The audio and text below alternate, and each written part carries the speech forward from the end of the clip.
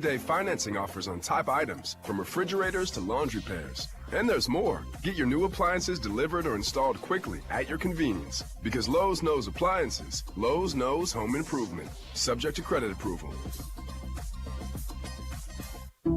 Some people just know bundling with Allstate means big savings. Just like they know the right ingredient means big flavor.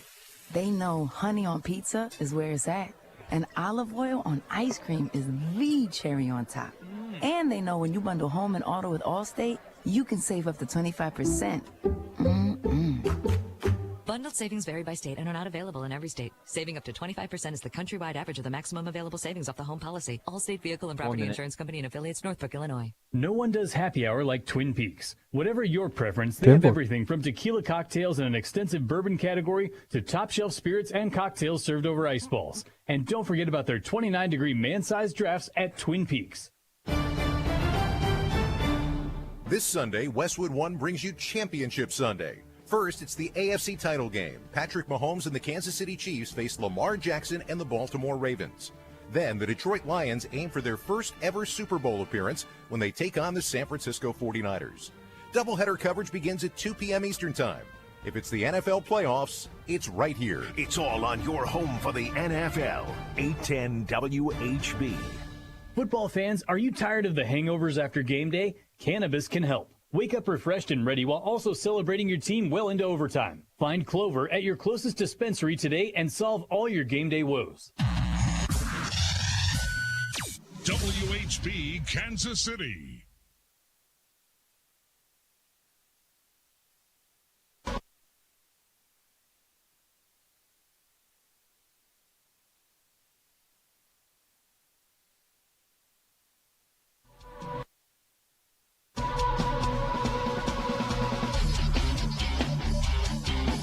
America's largest all-sports radio station presents the #1 motorsports show for over 2 decades, Track Talk, brought to you by Rod-In Supply and the POWRi Midwest Lightning Sprints. Here are the racing boys, Scott Traylor and Kirk Elliott.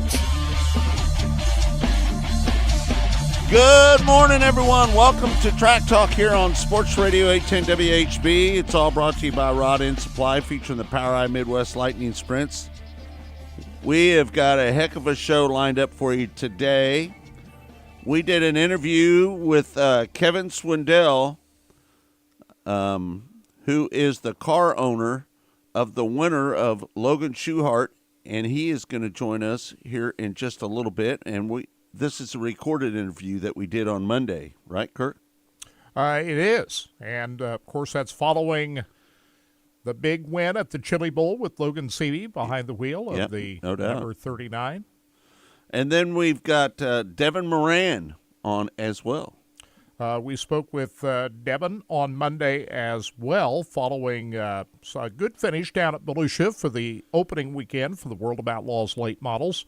He's going to be a full-time Lucas Oil late model driver this year, but he won the preliminary race on Friday night and finished third on Saturday night to Hudson O'Neal, who's been on a hot streak this year. But Devin Moran, who finished off the season very strong last year and got into the Final Four of the Lucas Oil Late Model Championship and almost won the championship. Right. He was one corner away from winning it when Hudson O'Neal passed him off the final turn for second place and to get the championship. Of course, Brandon Shepard won that race that night. Crazy night at Eldora Speedway.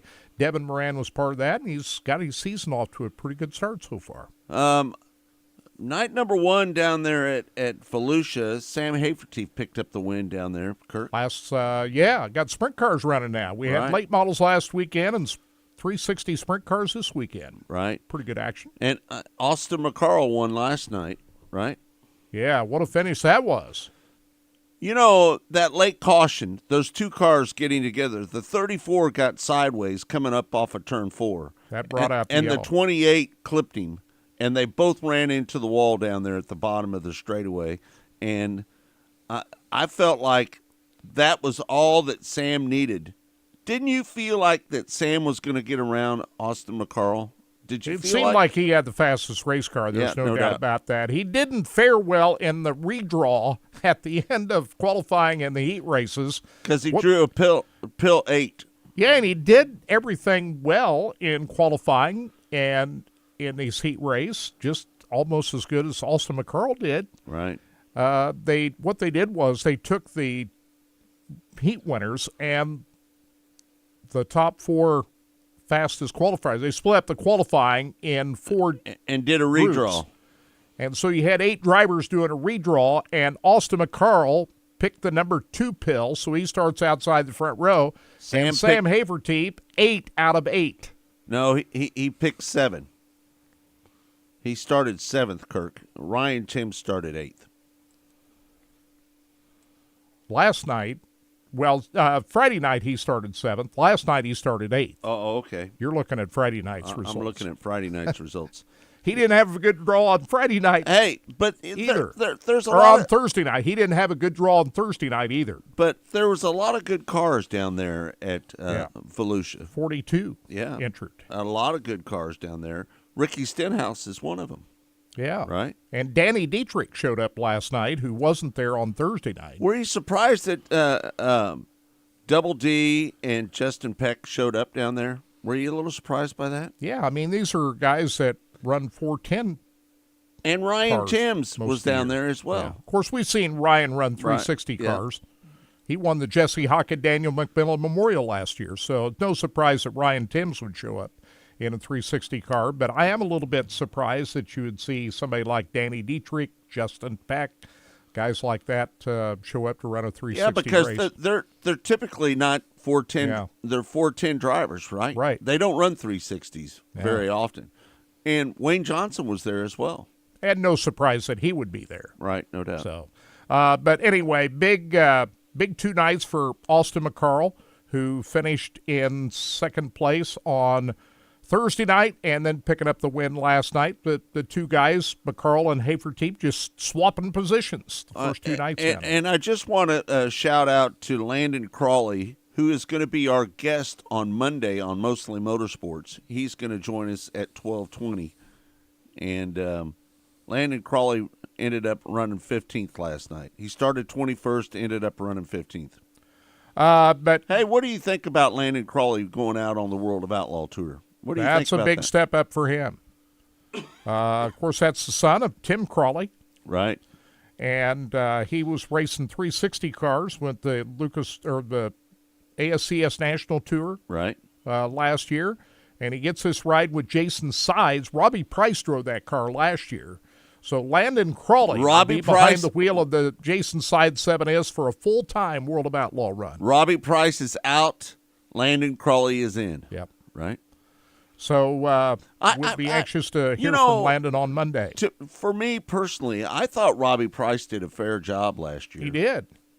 Didn't he win a race up at Huset's earlier this year, Robbie Price? I'm not sure if he did or not. He ran well up there. Right. Memory serves me.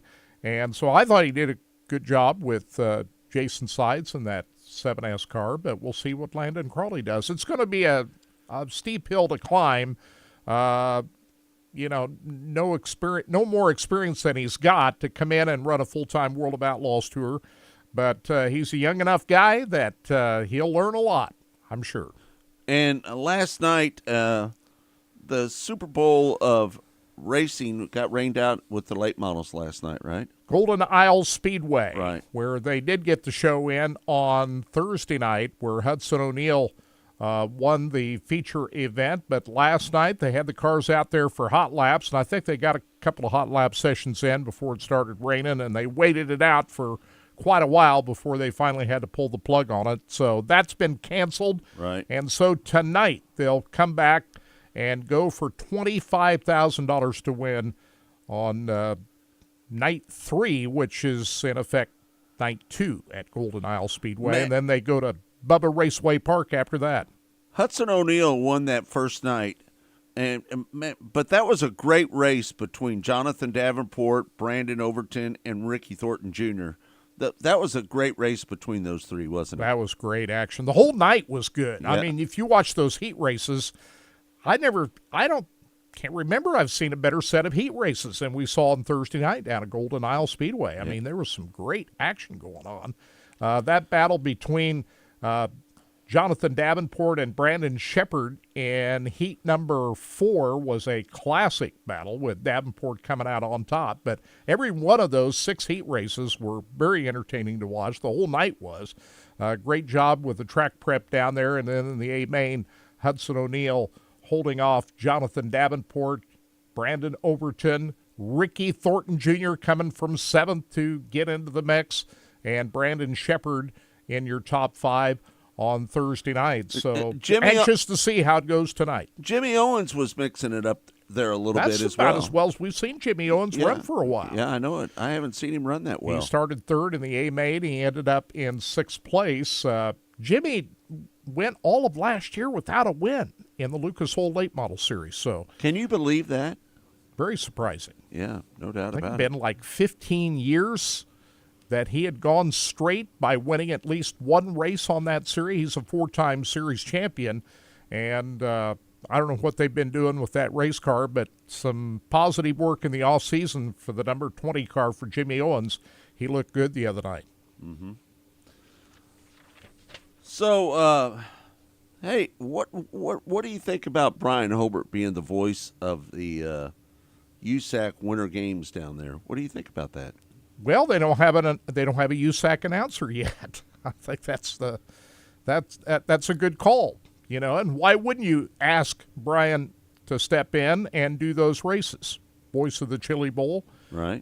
So he'll be coming down to Florida to do the Winter Dirt Games and the races in Florida. So good for Brian. Yeah, I'm happy for him. Yeah. You know, I think the plans are for him to still work in the ASCS office as well. Yeah. But there was a rumor going around that he was going to be the full-time USAC announcer. So you'd heard that down at when you were walking around at the Chili Bowl? I heard that down there at Chili Bowl. Well, I'm surprised that I'm surprised that Chet Christner is not doing it still, but I guess he didn't want to do it anymore. So maybe, Brian would be a good choice, but that would be a big loss for the ASCS if that occurred. Listen, when it comes to announcing races, Brian Hobart is as good as they get. Yeah, he's great. He's really good at it, right? So, we'll be anxious to hear Brian's call on all the USAC races in Florida. Yeah, no doubt about it. Getting back to that race at Volusia last night, where Sam Hafertepe he barely lost that race. I thought Austin did a great job of staying on the bottom. He was disciplined to stay on the bottom, and he made no mistakes. Austin, and that's a tough place to be when you're out in front like that, and you got somebody like Sam getting a run on you. And there was a single file restart, getting a run on you from the outside. You got to be disciplined to stay. And Austin's a veteran enough driver; he knew what to do. Sam could be one of the best 360 sprint car drivers in the country. Yeah, 5-time champion with the ASCS National Tour. He could be the best in the his 360 program has been solid for a decade or more. Mm-hmm. I mean, every time he steps into his 360 environment, he's going to be one of the big players. There's no doubt. Did you feel like after that caution there at the end, did you feel like Sam was going to outrun him? Not until that caution came out. No, I didn't think that he was going to be able to chase Austin down without that caution. No, I'm telling you, with the caution, did you feel like... Yeah, I thought he had a chance. I thought he had a chance to win him. Absolutely. But he couldn't make it work on the high side. Yeah. It was just a little too long around the outside of the racetrack, and it was just a little too much for him. Yeah. So it's going to be interesting to see how it goes tonight. But he only lost by half a car length, right? Yeah, he almost got him. Yeah. But it just makes you ever more anxious to see what happens tonight, because those two guys are going to be the players this evening, I have no doubt. I think Austin McCarl, Sam Hafertepe, and Justin Peck are the 3 fastest cars. What do you think? Yeah, I would agree with that, especially you take in consideration of where Justin Peck started last night. I think he started on the 5th row, and for him to make the run up through there, yeah, I would say Justin Peck would be in the mix, but I don't place him on the same level right now as Sam and Austin. Right, no doubt about it. Those two are the big players. Right. I just feel that Sam is the more dominating driver because look at him. He started 8th last night, yeah, and he worked his way all the way up to 2nd place and nearly won the race on top of that. Yeah. Yeah. That redraw. Maybe Sam ought to get somebody else to draw for him. Right. Because he picked the number 7 on Thursday night and number 8 last night. Right, no doubt. Sam, if I have any suggestion for you, get somebody else to pick the redraw. Right, no doubt. So, we got 24 hours of Daytona this weekend. That race is going to be starting at, 9 o'clock Central Time today. NBC platforms, you can watch all of that. This is one of the races that I really enjoy watching, Scott. I'm not a big endurance fan, sports car fan, but 24 hours of Daytona, I enjoy following that throughout the 24 hours. And it's going to get done about the time they kick off for the Chiefs tomorrow, so maybe the timing is pretty good for that. So I cannot wait for the Chiefs game tomorrow. They play first tomorrow, don't they? Yeah, they do. 2 o'clock. They're going to get it done? It's going to be hard. It's going to be hard. It's going to be a tough game, no doubt about it. Go Chiefs. Yeah. So, yeah. But I'm gonna be pulling for them. As you know. Yeah, absolutely. We're all Chiefs fans here. Right. I'm not sure how many are tuned in that are Baltimore Ravens fans, but you are a little bit more of a Brock Purdy fan because he played for Iowa State, right? Well, I'm a bigger Chiefs fan, but I'm also a 49ers fan because of Brock Purdy at quarterback. Yeah. Right. But, you know, if they play each other in the Super Bowl, that's a pretty tough dilemma for me. It'd be kind of like when the Royals played the Cardinals in the World Series back in '85. You know, I was a fan of both teams. You know what? I hope both of them get there. That's my hope. What's really amazing to me is how most people are not giving the Chiefs a chance to win this game. Well, I think you always got to give the Chiefs a chance. When you got Patrick Mahomes at quarterback, a 2-time MVP in the Super Bowl, and Andy Reid on the sidelines, you can't count the Kansas City Chiefs out. But listen, all the national media, they're picking Baltimore. They're all picking Baltimore. And why wouldn't they? I mean, they're at home. So the Chiefs coming in as an underdog, I don't think that's such a bad thing if you're a Chiefs fan, to be the underdog. No, I don't think it is either because they thrive on that a little bit, right? So I can't wait to watch it. Yeah, no doubt about it. Kirk, what else we got going on in motorsports right now? Well, we're just kind of in between the big story. We had the Chili Bowl last week, a couple of weeks ago, and now we're just kind of in that in between before things really start kicking off in Florida. We're already started at Volusia Speedway Park, but things really get ramped up here in about another week with all the dirt racing going on down there. So excited about that.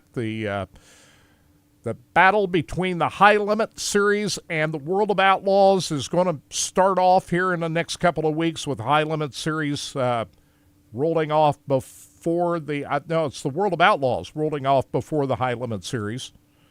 And so we'll see how that plays out. Hey, Hudson O'Neal has already won with the World of Outlaws. In late models I'm talking about sprint cars. Oh, okay. But Hudson O'Neal's already won with the World of Outlaws and the Lucas Oil late model series. And he's going to be a full-time Lucas Oil late model driver in 2024. So, but getting back to the sprint cars, this battle between the High Limit and the World of Outlaws is about ready to get started. And I think we've got the rosters pretty well set. James McFadden has been announced as a full-time High Limit driver for 2024 for Roth Motorsports, and they're going to do like Shark Racing and split their teams. Shark Racing, Logan Schuart with World of Outlaws and Jacob Allen with High Limit.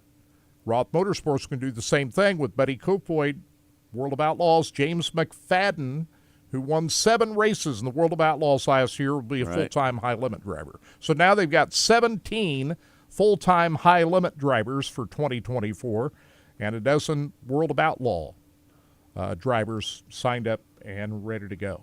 So the battle is about ready to commence.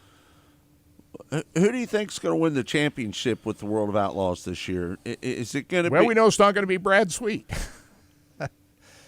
Are the odds on favorite for it to be David Gravel? Either David Gravel or Carson Macedo would have to be your 2 big favorites. Right, no doubt about it. You could throw Logan Schuart into the mix. Although Logan, who won that $1 million race at Eldora last year, which was not a World of Outlaws sanctioned race, was not as consistent in the back half of the year than maybe he was the first half. But I think if you pick a favorite in the World of Outlaws, you'd have to go with either David Gravel or Carson Macedo. Do you think Donnie Schatz has a chance to win a championship? Well, yeah. 10-time champion for the World of Outlaws, and he did win a race toward the end of last year at Lakeside Speedway. Right. So he can still win a race. It's just getting that consistency with that Ford power. That's the big issue with Donnie Schatz right now. But you got to throw him into the mix because he's done it before. He had 4 wins last year. Yeah. Yeah, I mean, he's produced championships before, so, yeah, you got to throw Donnie into the mix. The problem is he was 562 points out of the lead. Yeah. Well, you just didn't have that consistency that you got to have. But here's a guy that knows how to run on consistency. Right. But I think this Ford engine has not produced the kind of consistent power that you really need to win championships, at least not yet. But you know that the way he ended the season on a high note, that he's going into the offseason and coming into the new season feeling confident with high hopes that he can get it done. No doubt about it. All right. Thanks, everybody, for tuning in to Track Talk. It's all brought to you by Rod End Supply, featuring the POWRi Midwest Lightning Sprints. When we come back, we're going to play half of an interview that we're going to play one half the first hour and the second half the second hour, and it's all going to be right here on Sports Radio 810 WHB. We'll be back in a moment. Stay tuned for more right here on Sports Radio 810 WHB.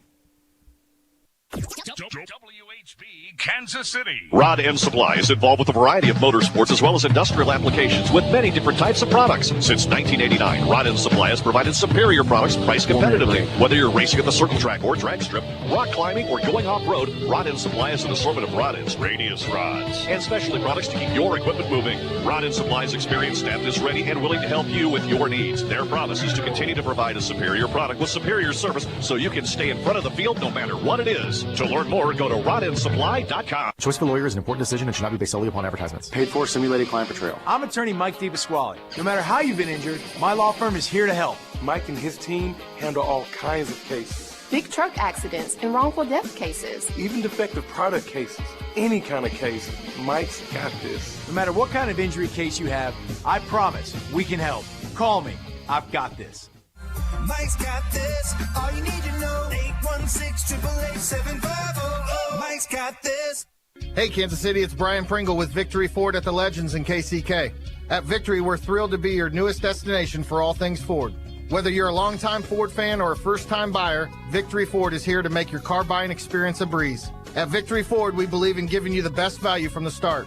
That's why we're excited to announce our unbeatable financing offer. Get 1.9% financing for 60 months on the new Escape, Bronco Sport, Explorer, and Expedition. Yes, you heard it right, 1.9% for 60 months. This is an offer you don't want to miss. We know that choosing the right vehicle is an important decision, and we want to make it easier for you. Our knowledgeable and friendly team at Victory Ford is here to help you find the perfect Ford that suits your lifestyle and budget. And when it comes to pricing, Victory Ford stands out from the rest. Visit us today at the Legends in KCK or check out our website at victoryfordkc.com. Remember, at Victory Ford, our first price is better than their last. So Kansas City, why settle for anything less? See you at Victory Ford, where the road to your next adventure begins. It's championship week. No one brings you more coverage, including news conferences, interviews, and the latest news on your Kansas City Chiefs than Sports Radio 810 WHB. The Chiefs are going to a 6th consecutive AFC championship. Pregame begins at 8. Then listen to the Chiefs and Ravens in the AFC championship game at 2 p.m. on your home of the NFL. Sports Radio 810 WHB. It's clearance time at Robert Brogdon's Olathe Buick GMC. As the #1 volume GM dealer in Kansas, they offer the largest selection around. Choose from over 250 new Buick and GMC models and enjoy savings of up to 20% off MSRP. Plus, you'll get their 30-day money-back guarantee. From top SUVs like the GMC Acadia and Buick Envision to the mighty GMC Sierra 1500 truck, Brogdon has them all. View the selection at robertbrogdon.com and drive home a deal today. You know that Big Bargain detergent jug is 80% water, right? 80% water? I thought I was getting a better deal because it's so big. If you want a better clean, Tide Pods are only 12% water. The rest is pure, concentrated cleaning ingredients. Ooh, pass me the intercom thing. Attention shoppers, if you want a real deal, try Tide Pods. Don't pay for water, pay for clean. If it's gotta be clean, it's gotta be Tide Pods. Water content based on the leading bargain liquid detergent. Nick up the floor, hooks back to Harris, finds McCullough, double pump, gets it to go. Kansas City's home of the Jayhawks, March Madness, and the Final Four. Sports Radio 810 WHB. Kansas bounces back again. Saturday at 12:30, Kansas faces Iowa State. Kansas basketball is presented by Blue Cross and Blue Shield of Kansas City, Xfinity, Core First Bank and Trust, Amini's, Aestheticare, and Hen House.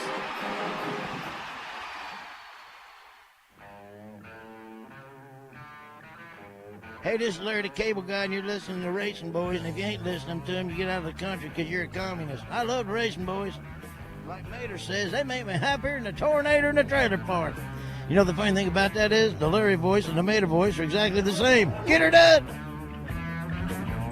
Welcome back. It's Track Talk here on Sports Radio 810. It's all brought to you by Rod End Supply, featuring the POWRi Midwest Lightning Sprints. Kirk, we had a chance to talk to Kevin Swindell.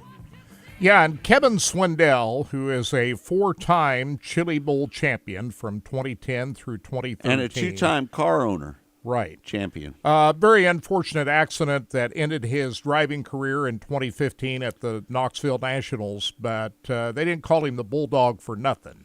Persistency is what Kevin Swindell is all about, and he's come back as a big-time car owner at the Chili Bowl, now 2 straight Chili Bowl championships as a team owner with Logan Seavey behind the wheel. And on Monday, we spoke with Kevin Swindell, and here is part 1. We'll play part 2 of our conversation in hour 2, but here's part 1 of our Monday Mostly Motorsports visit with Kevin Swindell.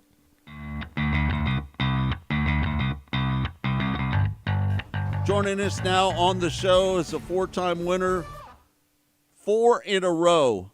Kevin Swindell joins us now. Kevin, congratulations on your Chili Bowl win, bud. Yeah, well, thank you, guys. Hey, that was a pretty dominating performance. You led all 55 laps. Was there at any point did you feel like that Buddy Kofoid had anything for Logan?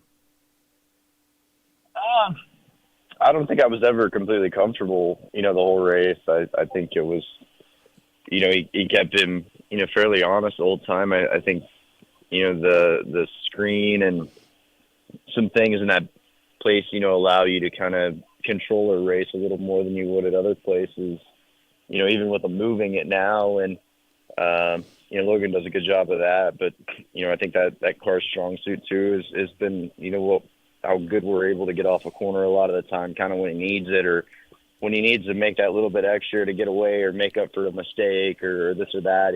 It's kind of, been able to bail him out with his foot a lot, where some of those guys seem to get stuck. So, right. Felt comfortable with a lot of that, and what he was able to do. And especially after Friday from, digging from 7th there, I felt like we were kind of, it was up to us whether we beat ourselves or not for the most part.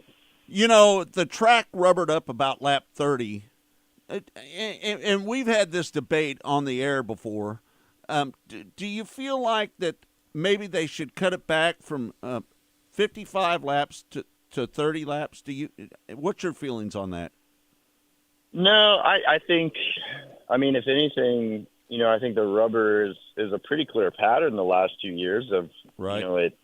It's wore out by the end of Friday, basically, where we get the last, 10, 5 laps of Friday. It seems like tries to do it or does lay rubber. And then, Saturday, it's like they just never really get caught up. And then I think this year would have been fine. I think they just kind of took a shot at having a certain racetrack. And, I think they tried to clean that bottom up and not till it and make sure that we didn't run in single file around the bottom for the first, 20 laps. But it moved us up too quick and then moved us down quicker than we should have. Yeah. Let me ask you this. Do you think they should do a halfway break during the race or nothing like Knoxville? What do you feel about that? No, I don't think the laps or any of that is a problem with it. I literally just, I think those poor guys are just fatigued by the time it gets to that point of, that 2 or 3 day stretch. I mean, heck, I was wore out Saturday trying to get in there at, 10 or 11 a.m. I can't imagine trying to do the racetrack, after and before and then show up and be there ready during. And I'm sure motivation isn't always the highest for those first few races to be up that early until in a racetrack and stuff.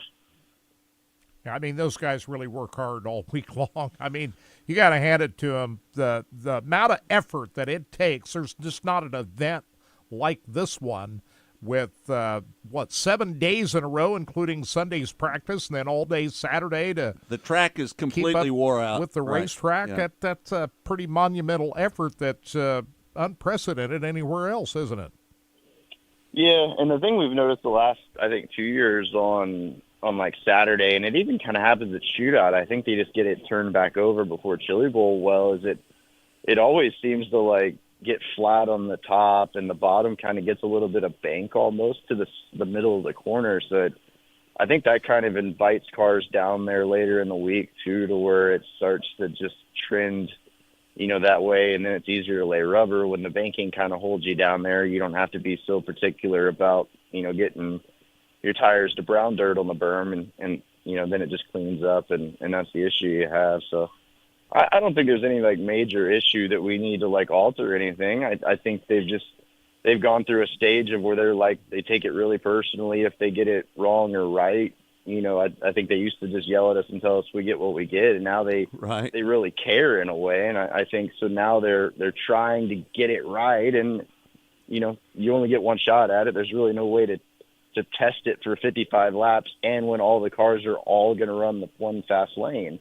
I think that's the difference too, is the cars get spread out differently on prelim nights than they do on Saturday. Like it's a very different group of cars to get to race side by side when they're all that good. Yeah. Yeah, I mean, the competition level is just so incredible.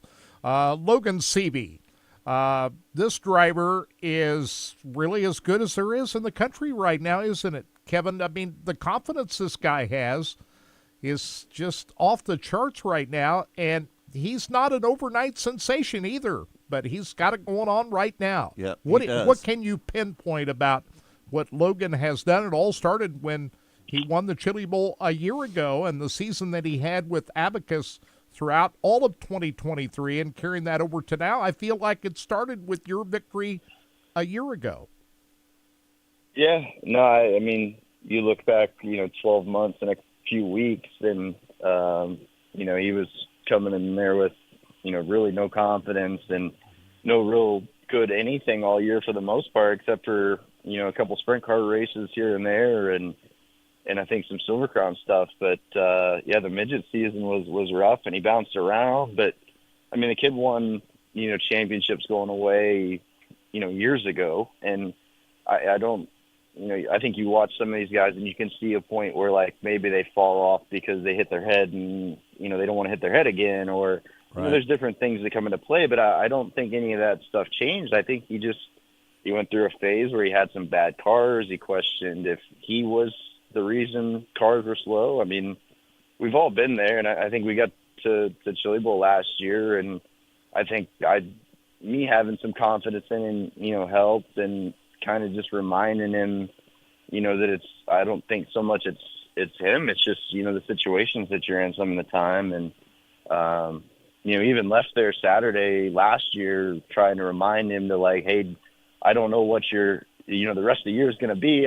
This went perfectly, but it doesn't mean that the rest of it will. So, just kind of, stay with your own confidence, because I thought he's had it since, watching him race at Cycle Land and Outlaw Carts and stuff. There was no doubt that there wasn't something there. It's just a matter of getting him in the right situation. So, it's really proud to put guys like that in spots to boost a career, whether, it was me that had any real bearing on, what he did the rest of the year or not. But it's cool to be a part of.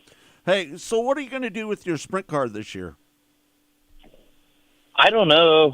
Last year, obviously, we were able to pick Sanders out of kind of nowhere for a year ago and found something, and then he got some other deals and this and that, and it's just tough to find a guy that can do the job. And, we're to a point, if I don't have a corporate sponsor or something with, stuff I have to basically guarantee, if I can't find the right guy that, I enjoy to go to the races with that I think can do the job, then I don't really want to go. So it's right. Kind of just finding that balance right now. I think stuff's just expensive. It's only fun if you win. It only even pays you back any money if you win. I mean, even $10,000 doesn't really cover the cost of a sprint car race by the time you pay your driver half of that or whatever it is. So yeah, no doubt. It all just comes down to sponsor stuff a lot of the time, and trying to have fun with this all. I think there's some ways that we probably could do more. I just don't know if we'd enjoy it as much, and I think doing it the way we've done the midget the last couple of years just proves, I think if you do everything correctly, it doesn't matter how many times you go to the racetrack, that part will take care of itself if you got the right guy in the seat, and right. Everybody's got a little confidence.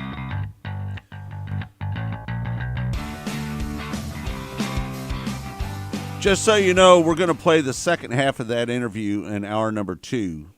And I know that people can't listen on Sports Radio 810 WHB, but we're on our Facebook page, and we're on racingboys.com as well. And YouTube. Yeah, it's definitely worth the listen to part 2 of Kevin Swindell. What a fascinating interview this was. Hey, listen, when one of the Swindells, either Sammy or Kevin, speak, you listen, right? Yeah, especially when it comes to the Chili Bowl. Yeah, no doubt about it. Between those two, 9 Chili Bowl wins. Yeah. So, if they got some comments about the Chili Bowl, which I think his commentary about the track is probably the best we've heard. And, it is what it is. Those guys work hard to get that track prepped every day, and that long day on Saturday, that has an impact. But, listen, Sammy's 68 years old. Yeah, still doing it. Still driving a midget and a sprint car. Raced in every Chili Bowl. Yeah. Been to every one. Been to every one of them. Right, no doubt about it. All right, we're going to take a break. When we come back, we are going to play an interview that we did with Devin Moran as well. So when we come back, more of Track Talk right here on Sports Radio 810 WHB. It's all brought to you by Rod End Supply, featuring the POWRi Midwest Lightning Sprints. We'll be back with more right here on Sports Radio 810 WHB. WHB Kansas City. Rod End Supply is involved with a variety of motorsports as well as industrial applications with many different types of products. Since 1989, Rod End Supply has provided superior products priced competitively. Whether you're racing at the circle track or drag strip, rock climbing, or going off-road, Rod End Supply has an assortment of rod ends, radius rods, and specialty products to keep your equipment moving. Rod End Supply's experienced staff is ready and willing to help you with your needs. Their promise is to continue to provide a superior product with superior service so you can stay in front of the field no matter what it is. To learn more, go to rodendsupply.com. Winter is here, and if you've had enough of the cold drafts blowing through your old windows, bundling up in layers of clothes and blankets, and hearing the heat turn on for the 5th time this hour, then it's time to talk to the pros at Window Nation. Replacing those old windows with quality, energy-efficient ones from Window Nation is easier and more affordable than you think. Right now, through the end of the month, replace the windows in your home and pay no interest for 5 years. That's a great deal, and on top of that, Window Nation is also giving you 50% off all window styles. Their professional installation means your windows will fit right, so you won't have to worry about leaky, dirty windows and those cold drafts letting out your heat anymore. Don't wait. With 0 interest for 5 years, why not give Window Nation a look? Let them show you all the options to fit your needs and budget. It's easy. Simply call 866-90-NATION or visit windownation.com to get started. That's 866-90-NATION or online at windownation.com. When it comes to the NFL playoffs, you've got to win one game at a time. But when you bet the NFL playoffs on FanDuel, one game can mean a lot of wins. FanDuel, America's #1 sportsbook. My sportsbook has all your favorite bets, like the money line, the point spread, plus all sorts of great prop bets. That's where I love to play. Give me the quarterback over rushing. That's one of my favorite bets to play at FanDuel. And right now, every day there's an NFL playoff game, FanDuel is giving all customers a no-sweat same-game parlay. That means when you combine all your bets for a chance at a bigger payday, you'll get bonus bets back if your same-game parlay doesn't win. Just visit FanDuel.com/Petro. That's FanDuel.com/Petro if you don't already have an account. Make every moment more with FanDuel, an official sportsbook partner of the NFL. 21 plus in present in Kansas. Minimum 3-leg parlay required. Refund issued as non-withdrawable bonus bets, which expires 7 days after receipt. Max refund $5 unless otherwise specified. Restrictions apply. See terms at sportsbook.fanduel.com. FanDuel is offering online sports wagering in Kansas under agreement with Kansas Star Casino LLC. Gambling problem? Getting help is your best bet. Call 1-800-522-4700 or visit kansasgamblinghelp.com. Hey, Kansas City, it's Jeff Briggs at Victory Chrysler Dodge Jeep Ram with a public service announcement. We buy cars. That's right. Even if you do not purchase a replacement from us, we still want to pay top dollar for your current vehicle. In fact, to make the transaction as easy as possible, we just opened our all-new vehicle buying center located in our freshly remodeled service lounge. Simply visit us on site or go to sell2victory.com. Within minutes, my buying center specialist will contact you with an industry-leading offer. Once again, that is sell2victory.com, where our first offer is better than their last. Rally House, shop every team in town. College and pro, come on, it's time to go. It's playoffs time, KC. Rally House has the Chiefs gear you're looking for, including Chiefs official postseason gear and the latest styles fit for the kingdom. Kansas, Missouri, Kansas State, Chiefs and Royals make KC great. Rally House, Rally House. It's your city, it's your house, it's a Rally House. Gear up in-store and online at rallyhouse.com.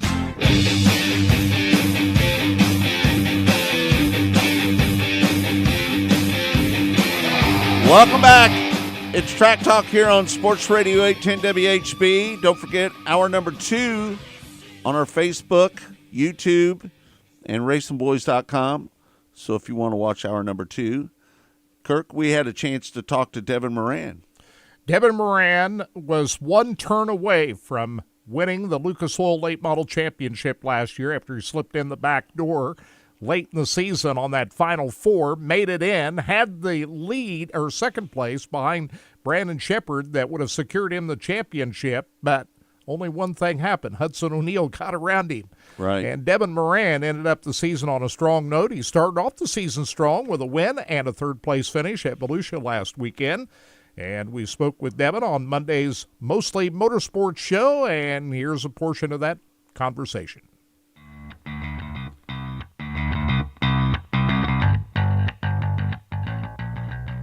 You picked up the points title down there at Volusia. Talk about that a little bit.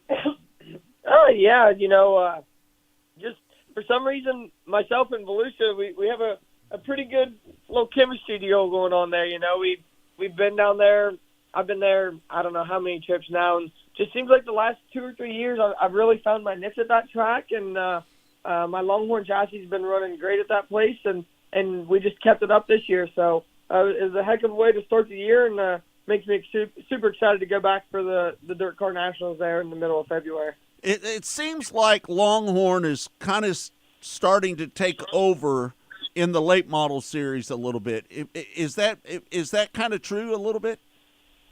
Yeah, I mean, down there the first night, I think 11 out of the first 13 cars were all Longhorns, and that's all because of how hard everyone, Steve Arpin, Matt Langston, everyone at Longhorn Chassis works.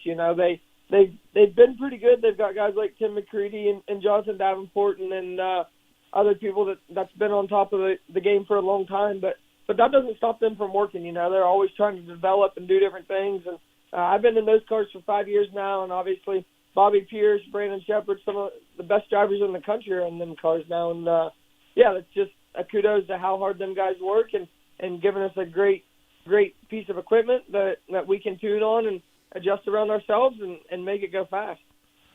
This weekend, you won on Friday night. Saturday night, you're battling with Hudson for the lead.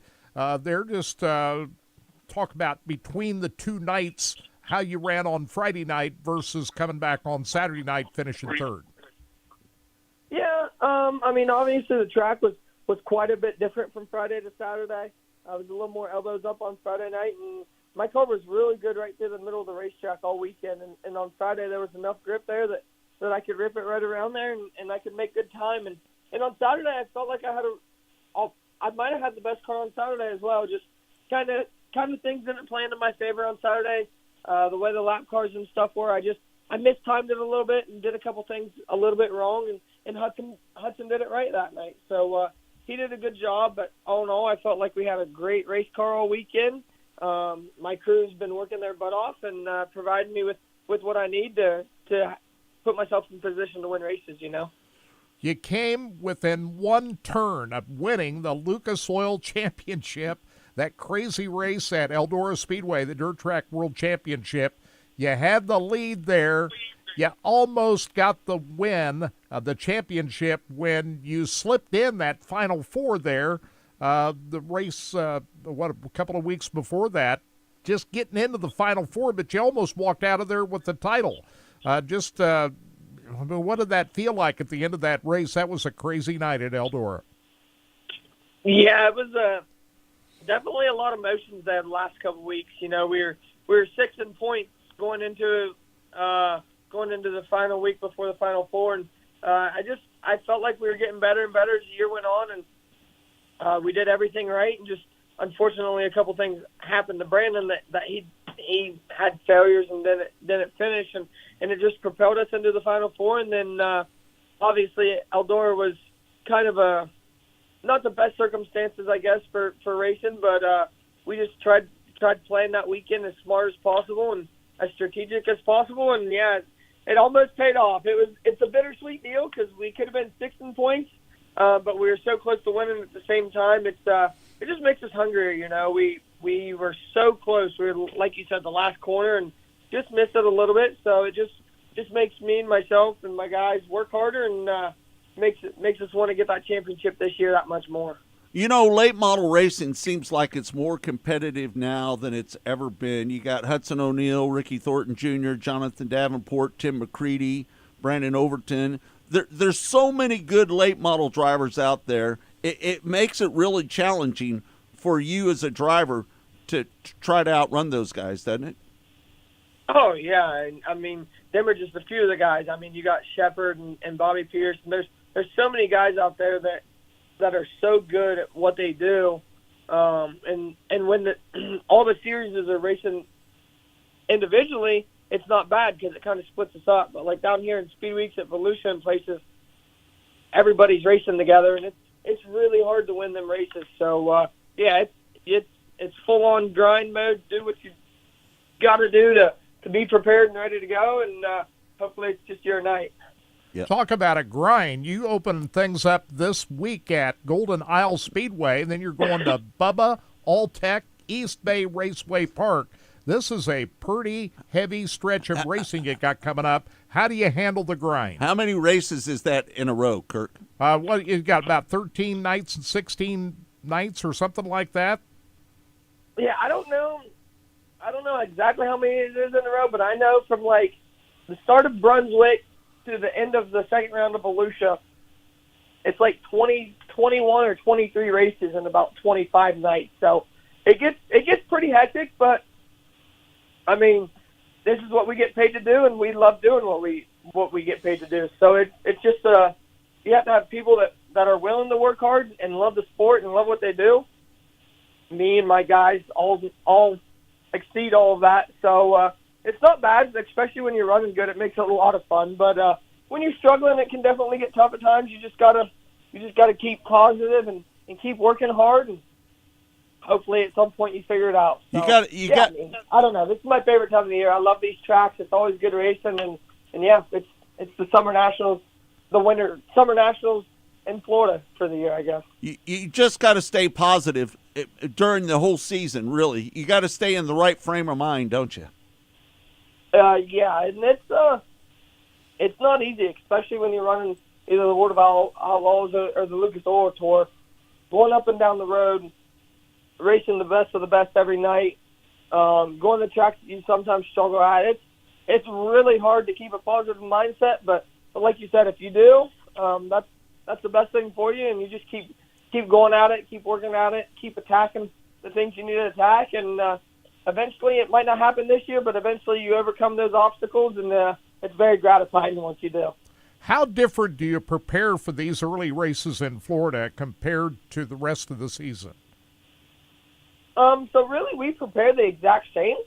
It's just we have a lot shorter time to do it. Instead of giving us all week to where we wash and do this and that, if we race night after night, we just don't wash. We take everything, all the suspension and stuff off the car, go through everything, make sure everything's right, and then put it back on. But like when we've got a couple off days, we've got a bunch of good people down here in Florida, friends and family and everything else, and we'll sneak over to their place, wash everything up at their shop, get everything ready to go, and just hammer back at it again, Yeah. Were you a little disappointed with only 2 wins last year?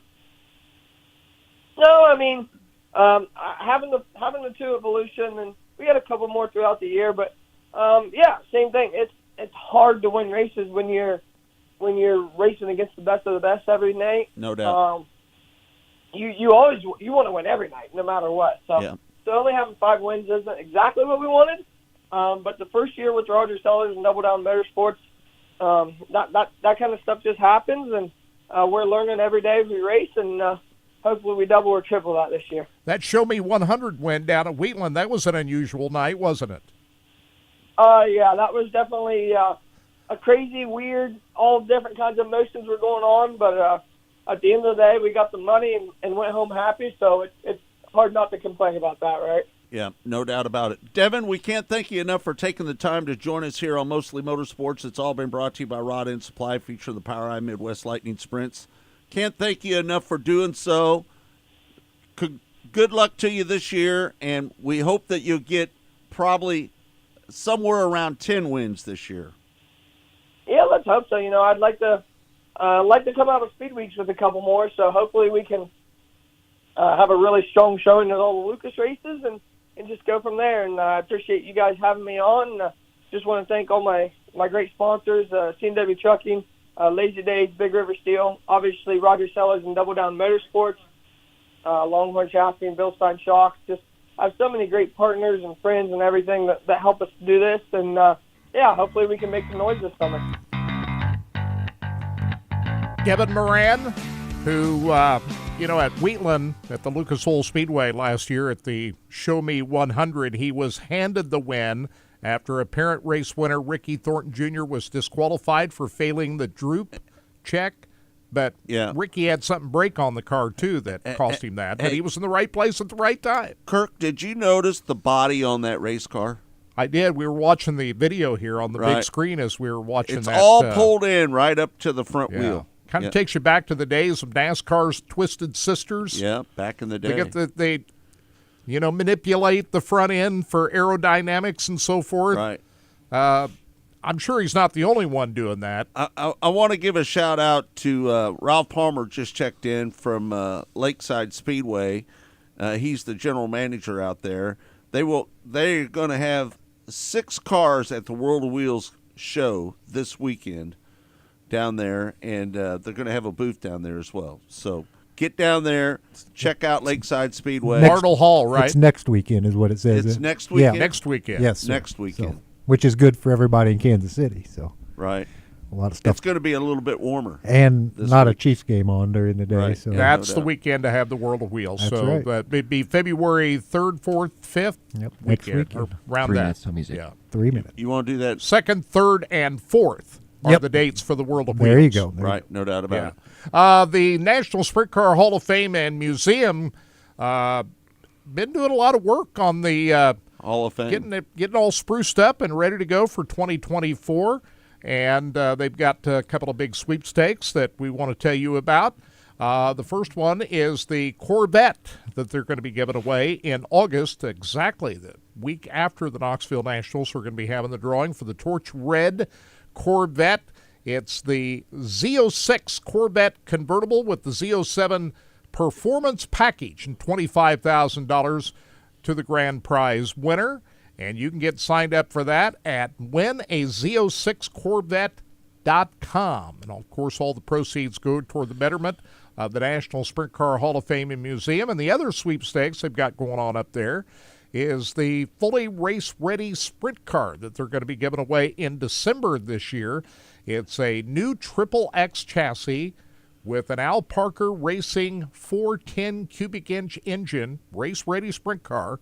And December, they'll be having that drawing. Get signed up for that. If you want to win a sprint car, go to winasprintcar.com and get signed up for those sweepstakes. And they're going to have a lot of great things going on at the Hall of Fame up in Knoxville this year, and we'll continue to talk about it every week here on Track Talk. Which car would you rather have, the Corvette or the sprint car? Give me the Corvette. You take the Corvette. Yeah. They're going to give you $25,000 on top of No, that I to think pay it's- for the taxes as well. I think it's more than that this year. I think it's Kirk read. I think he said 100. No, you're right. $25,000 or $100,000 buyout if you don't want the Corvette. That's it. Right. So you can take the $100,000. I would take the Corvette. I know you say that, but I might take the $100,000. I'm going to take the $100,000. Yeah, that's a new feature this year. The grand prize cash option increased to $100,000. You're right about that, Todd. So wow, that's a lot of cash, my That's friend. a lot of cash. That's a lot. Right? Yeah, It's like no that's doubt a about lot. it. Yeah, no doubt about it. So anyway, get signed up for that, and National Sprint Car Hall of Fame and Museum. Great job that Bob Baker and all his team do up there. All right, hour number 2, we are going to be on Facebook, YouTube, and RacingBoys.com. We're going to play a second half of that Kevin Swindell interview in hour number 2. Right, Kurt? Absolutely, and of course we're going to be talking about a lot of other things that's going on in the world of motorsports. Racing really doesn't have an off season. There's just a lot of things that go on. We're a couple of weeks away from NASCAR. Actually, just a week away from NASCAR racing in the Busch Light Clash at the Coliseum for the 3rd straight year. That's a week from tomorrow. So NASCAR just about ready to get kicked off. I'm jonesing a little bit. I'm not going to Florida this year. I'm kind of having a little bit of withdrawals from that. Well, Just so you know. Something tells me that could change. That might change. End up down there after all. I might end up down there after all. All right. Okay, thanks everybody for tuning in to Track Talk here on Sports Radio 810 WHB. It's all been brought to you by Rod End Supply, featuring the POWRi Midwest Lightning Sprints. Want to thank Kevin Swindell and Devin Moran for joining us here on Track Talk. We'll see you next week right here on Sports Radio 810 WHB. It's all been brought to you by Rod End Supply, featuring the POWRi Midwest Lightning Sprints. We'll see you next week. Rod End Supply is involved with a variety of motorsports as well as industrial applications with many different types of products. Since 1989, Rod Thanks, End my man. Supply has Appreciate provided it. superior products priced competitively. Whether you're racing at the circle track or drag strip, rock climbing, or going off-road, Rod End Supply has an assortment of rod ends, radius rods. All right, man. and specialty Appreciate it. Have a products good to keep week. your equipment Go moving. Chiefs. Rod End Supply's experienced staff is ready and willing to help you with your needs. Their promise is to continue to provide a superior product with superior service so you can stay in front of the field no matter what it is. To learn more, go to rodendsupply.com. Motorsports as well as industrial applications with many different types of products. Since 1989, Rod End Supply has provided superior products priced competitively. Whether you're racing at the circle track or drag strip, rock climbing, or going off-road, Rod End Supply has an assortment of rod ends, radius rods, and specialty products to keep your equipment moving. Rod End Supply's experienced staff is ready and willing to help you with your needs. Their promise is to continue to provide a superior product with superior service so you can stay in front of the field no matter what it is. To learn more, go to rodendsupply.com. They're especially sportswear in-house. We do all of the screen printing, all the embroidery. We do some vinyl. The other add specialty items like your pens, magnets, notepads, calendars. You can actually buy that, build your business to make it larger. We have the largest screen printing process and the largest embroidery anywhere around in the area. We can do stuff all the way from your school clubs to sports teams, a professional look in the office. If you can imagine it, we can do it for you.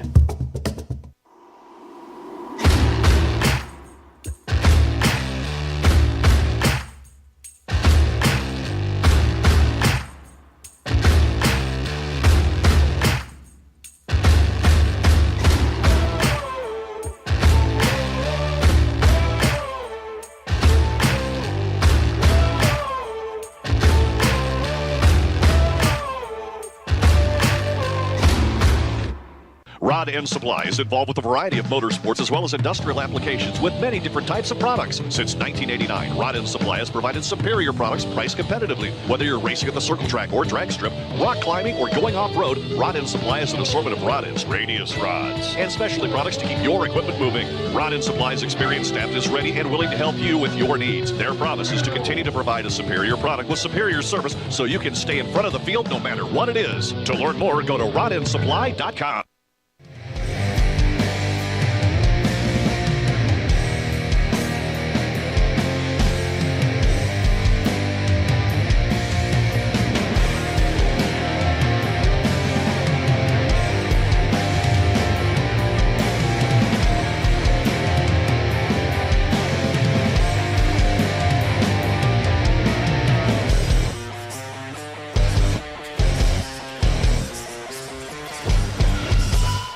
Rod End Supply is involved with a variety of motorsports as well as industrial applications with many different types of products. Since 1989, Rod End Supply has provided superior products priced competitively. Whether you're racing at the circle track or drag strip, rock climbing, or going off-road, Rod End Supply has an assortment of rod ends, radius rods, and specialty products to keep your equipment moving. Rod End Supply's experienced staff is ready and willing to help you with your needs. Their promise is to continue to provide a superior product with superior service so you can stay in front of the field no matter what it is. To learn more, go to rodendsupply.com. Race fans, the National Sprint Car Hall of Fame and Museum is open 7 days a week, year-round, for you to come in and check out all of the wonderful race cars on display in the museum, and our online store at sprintcarstuff.com is open 24 hours a day for you to check out everything that we have in stock for sprint car fans. Whether it's for a birthday, anniversary, or Christmas, sprintcarstuff.com has it all. That's at the National Sprint Car Hall of Fame and Museum in Knoxville.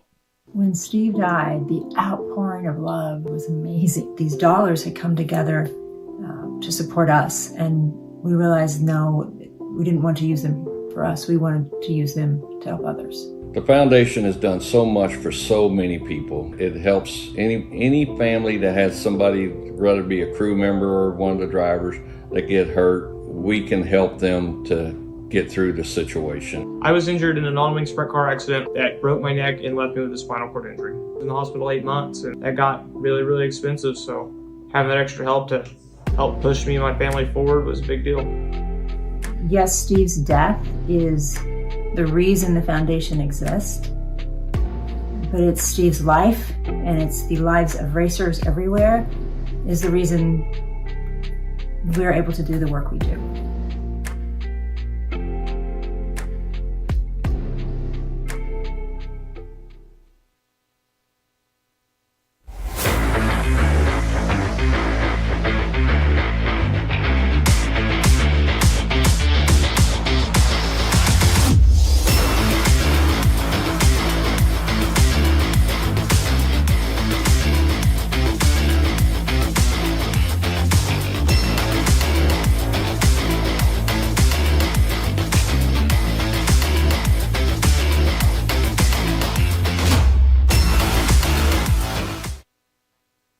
Go harder, faster, stronger with Rod End Supply. Whether you are running industrial, farming equipment, or a race car, Rod End Supply has the assortment of rod ends, radius rods, and specialty products that will help you lead the field in performance. Our superior design means our rod ends last longer and perform better, giving you the edge on the track and saving you money. Contact Rod End Supply or order online today at rodendsupply.com. We don't just sell them, we race them. rodendsupply.com. serving the racing community for over 30 years. Hey, this is Larry the Cable Guy, and you're listening to Racing Boys, and if you ain't listening to them, you get out of the country because you're a communist. I love the Racing Boys. Like Mater says, they make me happier than a tornado in a trailer park. You know, the funny thing about that is the Larry voice and the Mater voice are exactly the same. Get her done! It's time for America's most unique motorsports show, Track Talk, brought to you by Rod End Supply and the Power Ride Midwest Lightning Sprints. Here are the Racing Boys, Scott Traylor and Kirk Elliott.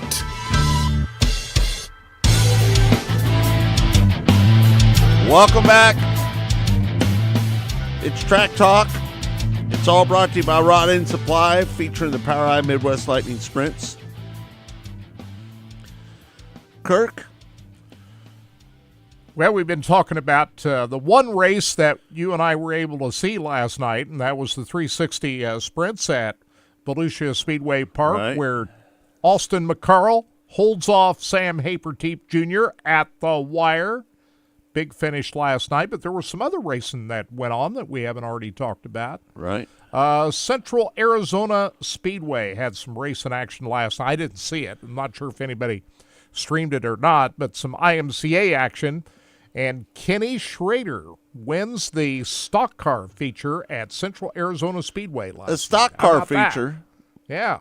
Really? And Kenny Schrader is as old as Sammy Swindell. He's 68 or 9 years old, so Kenny Schrader's still out there doing it. Ricky Weiss wins the late model feature event, and Ricky Alvarado is the modified feature winner out at Central Arizona Speedway. Is that story up on Racing Boys? No, I don't have that up there yet. So you don't have it up there yet? I'm just perusing through my race pass here to see what else was going on. And there's no story about that, but we're reporting it here. We'll get a story up about that here as we go. Hey, Kenny Schrader, winner last night. Just so you know, Marie sent me a message. Let me find it here real quick. Racetrack news out in Pennsylvania? Pennsylvania. We'll pull that up here. One other note while you're looking up that, Lockie McHugh wins the Australian Sprint Car Championship by claiming the 40-lap finale at Australian. This would be at Premier Race Speedway, the same place where they had the Classic last weekend, where Austin Reitzel won.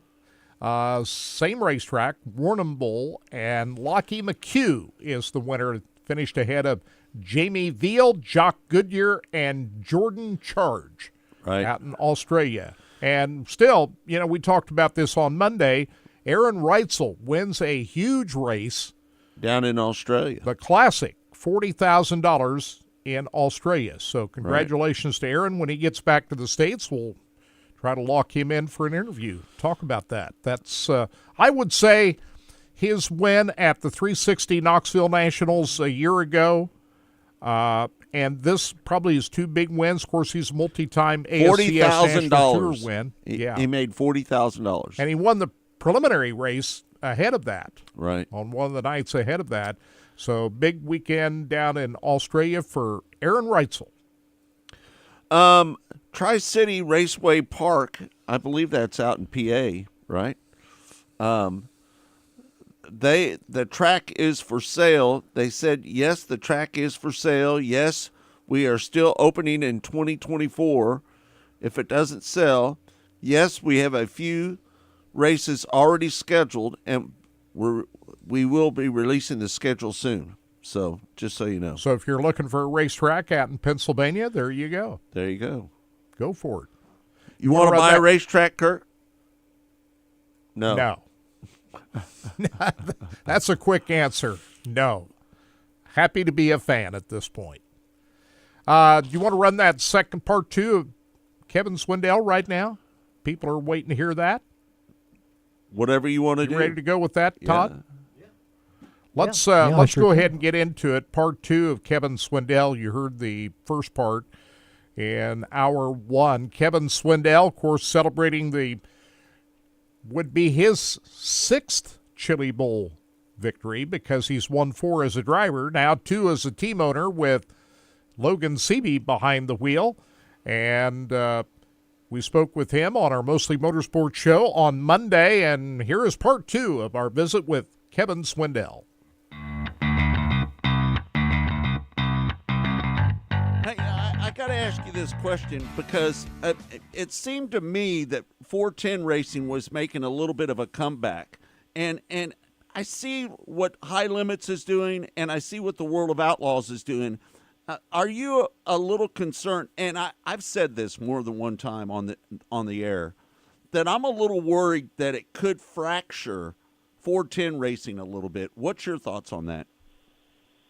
Yeah, I don't really know what's going to come of it. You know, it's kind of a thing where it began for one reason, and now I feel like it's become kind of a whole alternative thing. So I think it's just got to play out to see how it works. I mean, if nothing, you know, winners' purses are going up, and I think people are trying to make it better. I think our biggest issue right now is nobody really knows where the money's coming from, and it all is just kind of there. So it's, you know, I don't know. We'll just see. I think the whole Dirt Vision and Flow thing is kind of a mess, and everybody just is in a big, you know, war for all of that at the moment, and kind of the afterthought are the, you know, the guys that are from the midfield back and that are touring every week. You know, I think things are getting better for the guys that are in the top 5. I just think we've got to have an ecosystem for the guys that, you know, most likely are not going to win every night. And I think kind of goes back to what I said about not wanting to race. It's fun if you win, but, you know, if I go for $1,800 to run 8th to 12th or whatever, like right. I lose $2 or $3 grand, and I have to be at peace with that being like a hobby and I had fun, or is this a profession? But if it's a profession, the money isn't making sense right now. Right. Any chance we see Logan behind the wheel of your wing sprint car? Yeah, no, that's kind of the plan. You know, I wanted to last year. It just, stuff was just a little all over and never really found the right time. Plus he was, you know, committed to all 3 series. So, kind of just waiting to see what exactly he's going to do. I think he had, like, his brother was getting married, so that maybe that was going to ruin one of the points championships for him. So I'm not sure if he was going to fully run one or all 3 or what right now. So just kind of waiting to see on where his schedule lands and what we can do. But, you know, definitely want to do that. I think we're going to try to get Jet Barnes racing a little bit more out this way this year. We kind of intended to, and just never got, as Dad was trying to get a second trailer and some different stuff out here to my shop to get him racing at like Port City and stuff, but never really did. But I think maybe we'll try to get him in the midget some and get him, you know, Chili Bowl prepped, or at least where we can get him approved if he wants to do it. Hey, Kevin, I'm going to ask you this question, and I don't mean it as any disrespect, but have you ever thought about attempting to drive a sprint car or a midget again with hand devices? Have you ever thought about it, or is the risk too high for that? Yeah, I don't know. I mean, I've thought about it. Like, there's, you know, obviously we've done a lot of the iRacing stuff and different things. You know, so I've kind of at least stemmed it to some extent on the idea of it. But I don't know. I've never really found a system that I felt like lets you operate everything at the kind of clip that you need to, and do what you got to do to do it at the level that I would want to. And I think that's the hardest part is, you know, it's not like I got hurt on a motorcycle and now this is an option for me to like go race. Like, it's kind of, my option to go race is something I've already been successful at. So I don't know if even, you know, doing it just to do it would even be fun for me. Right. Hold on. Is the risk too high for the opportunity to drive a sprint car or a midget? Is it just too high for you? Are you worried about that a little bit?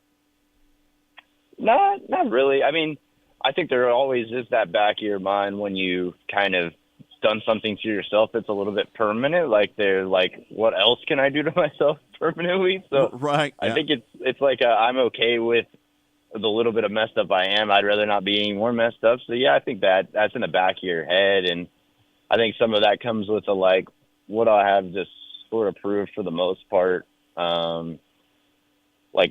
Did I win 100 outlaw races or something to look back on? No, but I did, win one. We won Chili Bowls and stuff like that. So I think I'm kind of content with the driving side of my career, and, now doing, winning the Chili Bowl last couple of years as an owner and stuff, I think is actually even let me be more at peace with not really being hung up on if or when I win something or this or that. Now I think we just, it's mostly just about, can we enjoy going to the racetrack, and, can we make it make sense, and, how can we make the sport better? Not really at the point of, I think other than a Knoxville Nationals and winning an outlaw race as a team, I think I feel pretty complete otherwise in racing wise. Bertrand Motorsports, how did you get together with those guys, and how did all that come together, and how did you assess that partnership? I knew Tim a little bit because of Dad going up and running those Northeast midgets with him, and just last year was kind of debate doing the midget, or I guess 2 years ago now, sort of, but just. It's one of those things where to do it correctly, you kind of have to stick $30,000 in the corner, in a car on stands for 11 months a year. So, that plus, having a motor and me not really wanting to own one because that would also sit if I did it. So, he had been a part of the, Dad's side of that stuff with engines before. So it was kind of an easy fit of hey, would you want to, be more involved on the car side as well? And then obviously the motor thing was the easy part. So, he was happy to kind of jump in and left me the freedom to just go do and build what I wanted, and never really asked questions. I just kind of sent him pictures as I, made stuff that looked really nice. And I think he enjoyed that part of it too. So, there's no real special to it. It just, came on and was happy to help, and he's really just stayed out of the way and enjoyed the ride so far. That Victory Fuel brand got a lot of exposure down there at the Chili Bowl. Winning the Chili Bowl, how's Victory Fuel going? It's been awesome. I think it probably did almost 3 times what I would have hoped we could have done in 2023 for launching it, and the limited stuff went over, really, really well at Shootout and Chili Bowl and launching that. And, winning the races has been huge for building a brand. And, we couldn't have made, the kind of those decisions at the right time, I guess, and when we chose to launch some of this stuff. So, it's kind of put high standards on every time we try to do more with it too, on what's going to be the catalyst, because we can't, expect to win a Chili Bowl, every year, but it's been really cool, and getting to be a part of kids racing careers, and lots of micro tracks and small tracks, and just trying to even help promote a lot of these places through that, with them, whether they sell it or we sponsor them or whatever it is. So a million unintended uses for it, from people with diabetes and people with vitamin deficiencies and people in chemo and stuff that I never could have imagined. People walk up and say, hey, this helps me getting through this, and I made it because I selfishly just wanted something that tasted good and wasn't that bad for me. I never would have imagined that we would have ended up here. So that part of it's been incredible. No doubt. So you have one of the most successful T-shirt businesses in the country right now. Tell everybody how they can purchase your merchandise online. Can you tell us that? Yeah, no, everything is on SwindellSpeedLab.com. Even Victory Fuel is on there as well. If you're looking for just it's on DrinkVictory.com. But all the above's at Speed Lab. Pretty much every social is either Drink Victory or Swindell Speed Lab. So pretty much can find us somehow through any of those channels. I think there's a way to buy stuff about a million ways these days. But heck, even Victory Fuel's on Amazon now, which is pretty neat. So yeah. Kevin, I can't thank you for taking the time to join us here on Mostly Motorsports. It's all been brought to you by Rod End Supply, featuring the POWRi Midwest Lightning Sprints. Thank you so much for taking the time, man. We really appreciate it. Yeah, guys. Appreciate it. Congratulations. Thanks. There you have it, Kevin Swindell. And when Kevin Swindell talks, you listen. It's just kind of like his dad. His dad, when he speaks, you listen to him as well. Between the two of them, they've got 9 Chili Bowl championships. Can you believe that? Swindell and the Chili Bowl are in the same breath. I mean, right. You can't talk about the Chili Bowl without talking about the Swindells. Hey, Marie said that Tri-City is in Indiana. Okay. Yeah, just so you know. That episode was episode 296, guys. If you want to go back and find that wherever you subscribe to your podcast. Had Kevin Swindell, the full interview there, Devin Moran, and we also... That was about 30 minutes long, wasn't it? So we had, it was a real long interview with Kevin. The reason why we split it up, there was so much stuff good, I didn't want to leave out anything. We did the same thing with his dad. We played a part 1, 2, but the full interview, straight through, no cuts or anything. Also the Devin Moran, which is a couple more minutes long. And we also talked to Trenton Berry after his big, he was down there with the Wild West shootout down there, taking care of his business down there. So he gave us a little preview. So if you want to check out that episode or any episode of Mostly Motorsports, brought to you by Rod End Supply, go to wherever you get your podcast at, guys. It's all right there. You could just do a Google search, Mostly Motorsports Podcast. Or better yet, just go to the banner That's right. on the homepage and click on that banner of Mostly Motorsports. It's the big banner right there with Scott's face on it there in the middle. You see it. You just click on that. That'll take you right to every episode. And if you're not a subscriber to any of these platforms, every platform has Mostly Motorsports on it. You brought it up towards the end of that interview.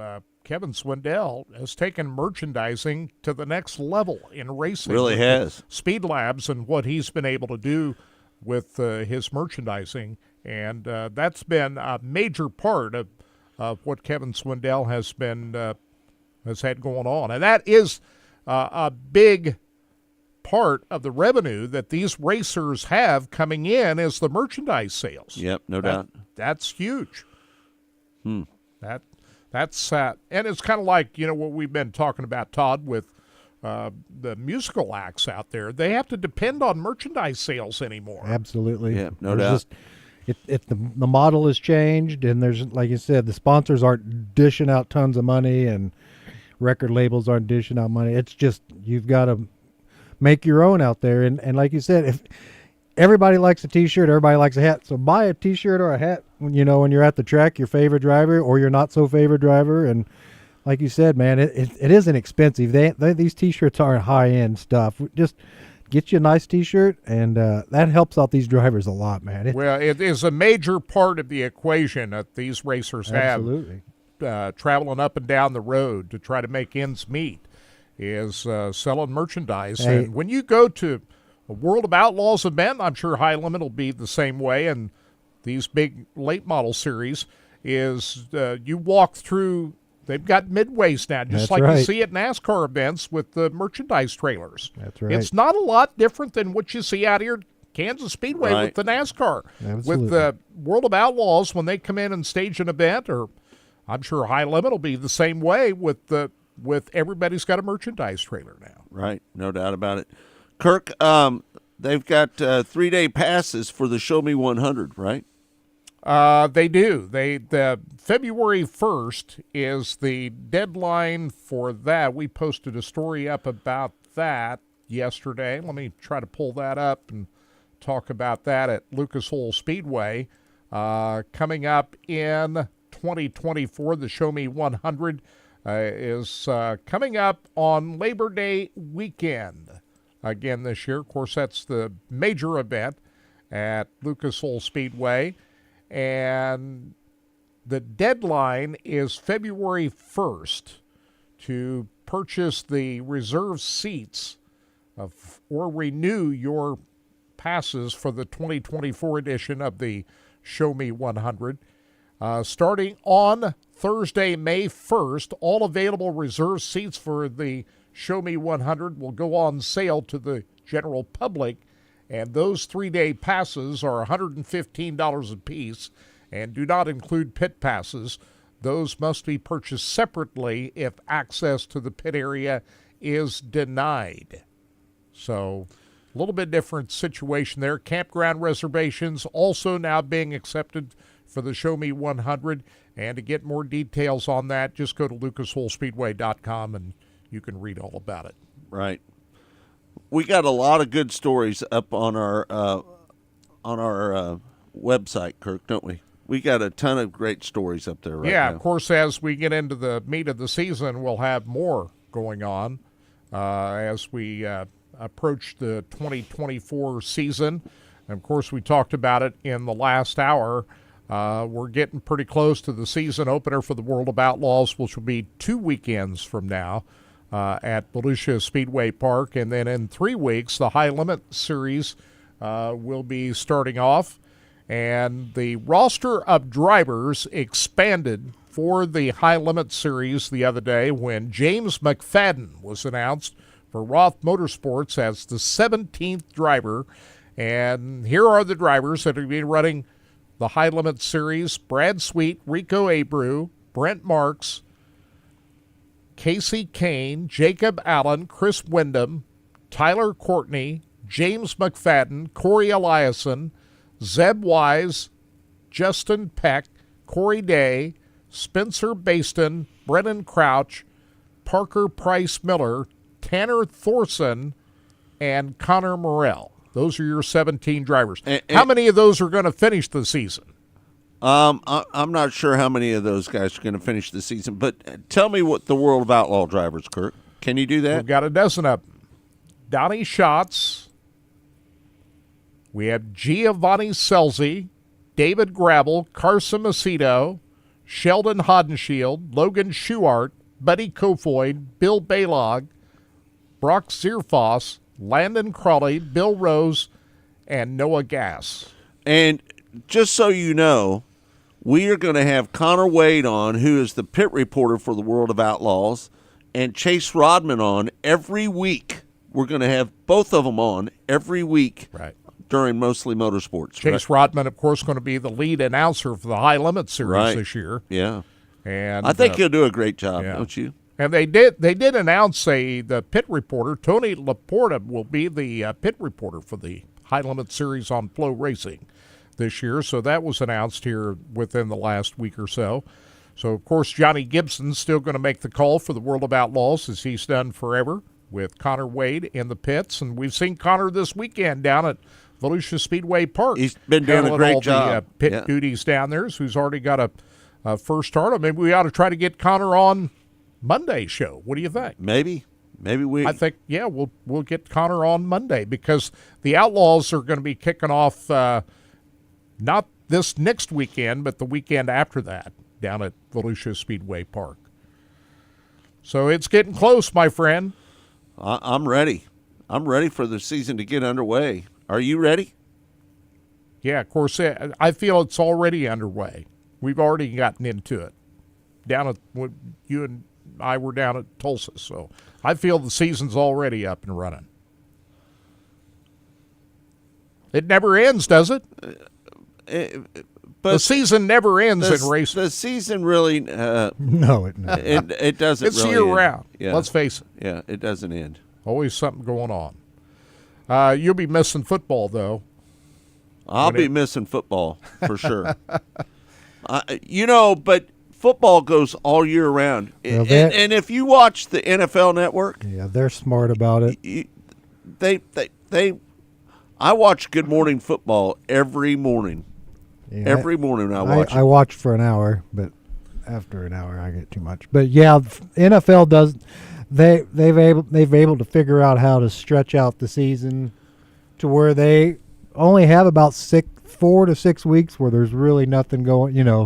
Where it used to be 2 full months of nothing going on. Now it's just literally just a few weeks where they have, nothing kind of happening. But the way they've spread it out, you got the draft, the combine, free agency signings. You got, there's so many things the way it works, and so and heck, we're just now in the conference championship games this weekend. I mean, heck, you have a week off and then the Super Bowl, so we still got a lot of football still. There was a story that came out of Pennsylvania here the other day that there's going to be no live flagman in the stand at Lincoln Speedway. How are they going to do that? Are they just going to use the lights? Is that what they're going to use, Kirk? Yeah, the competition director up in the tower is going to have full control, and they'll implement what they call a virtual flagman system that will include lighting and message boards around the speedway to alert drivers and fans of important situations around the track. And they say the technology has been implemented at tracks at Lincoln. Of course, I think we've seen this in Australia. Got a couple of places out there.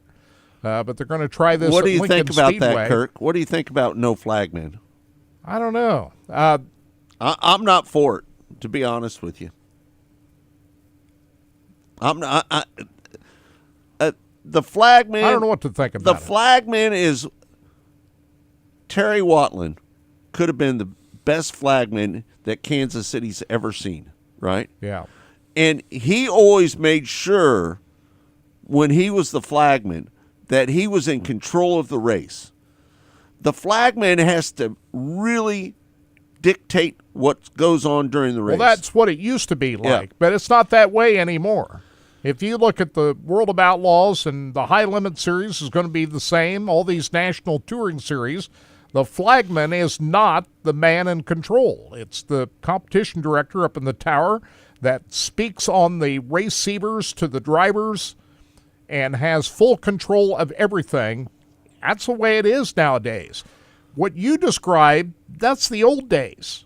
I mean, I worked for a promoter that owned the racetrack and flagged his own races, wore a referee shirt like you see in basketball or football games, and he was completely in charge, but we didn't have radio systems or transponder systems back in those days either, so the flagman had to be in total control. But now with technology the way it is, with receivers and all of the control systems that you have in the tower, the flagman has been relegated to pretty much a guy that just waves the flags and told when to do so.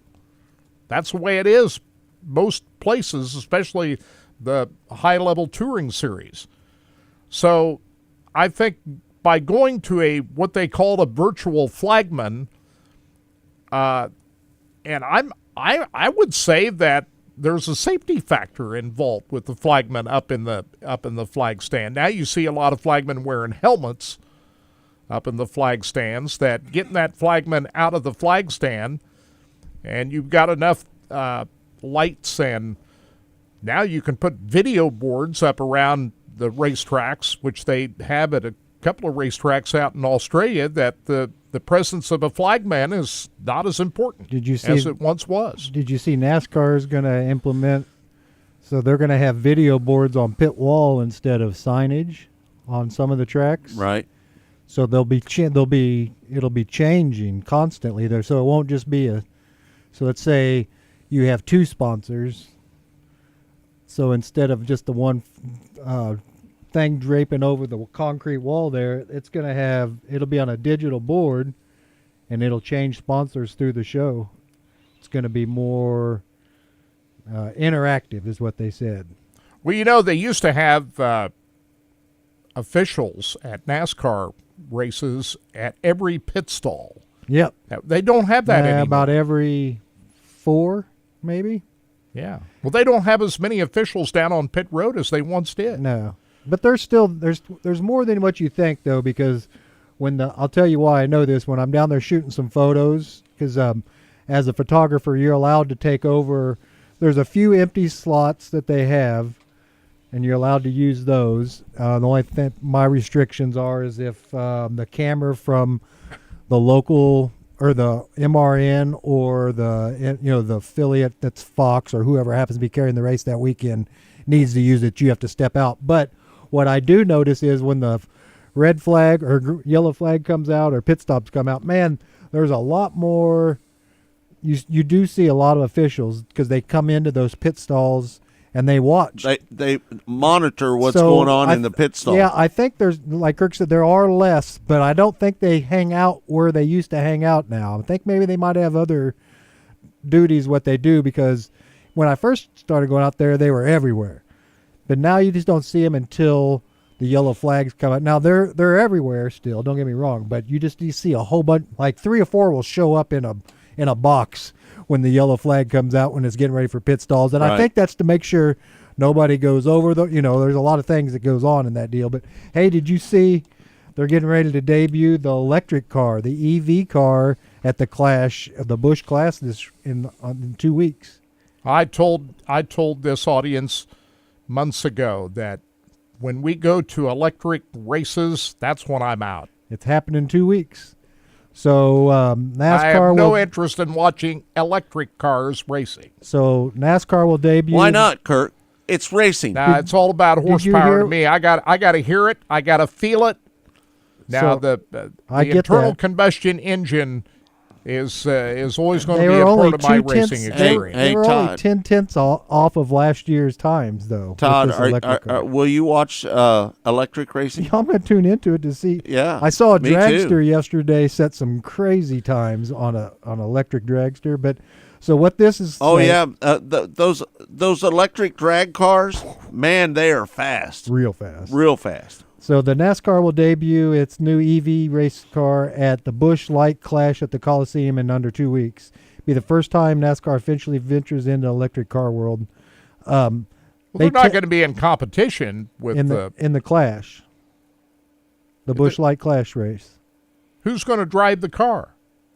I'm just telling you I'm reading. You're telling me something I don't know about. You reading what it says right there on the thing, Kurt. According to Kicking the Tires, this is out of USA Today. NASCAR to debut its electric racing vehicle at the Busch Light Clash in 2024. So they tested the other day, and they were only a few tenths off of their times from last year. By the time they got the third round of testing, they were within a few tenths of the times they were racing last year. So they've got the times almost down to where they were at. So that they were really good close on. You know what I was watching on the news the other night, that EV cars have more problems than combustion cars. Well, yeah. But here's what's going to happen. People don't realize. I mean, it's a hard pill to swallow, guys. But in 50 to 75 years, there's not going to be. It's going to be all electric. The only people that's going to be running gas are your military, your police and fire. Well, there's a whole host of issues with all I of this. understand there is, but we're not even close to being at General the, Motors said that they're by 2035 they're going to have all electric cars. Now Ford's not going to switch over on their Mustang, they said, but I'm not for electric cars at all. Well, I agree, Kirk, whatever, but eventually we won't have. Eventually you're going to have to drive one. We won't be here. You'll drive one eventually. Kirk might not, but in 75 to 100 years, guys, there's not going to be the gas. We don't have the electric grid or any of the infrastructure set up even close to being able to handle electric cars on the highway. Kirk is not living in reality. Because eventually, Kirk, electric cars is going to be the thing. Well, there could be part of it, but getting rid of the internal combustion engine, I don't think it's ever going to happen. Am I talking and nobody's listening? We're running out of gas, Kirk, in 75 to 100 years. The only gas we're going to be able to manufacture are going to be to fight wars, to move transportation across, and to mow and farm our equipment. The day-to-day drivers aren't going to be gas-powered cars. It's just not going to. Kirk, there's not going to be enough gas, guy. Okay, We're running out of freaking gas. I think we better stop.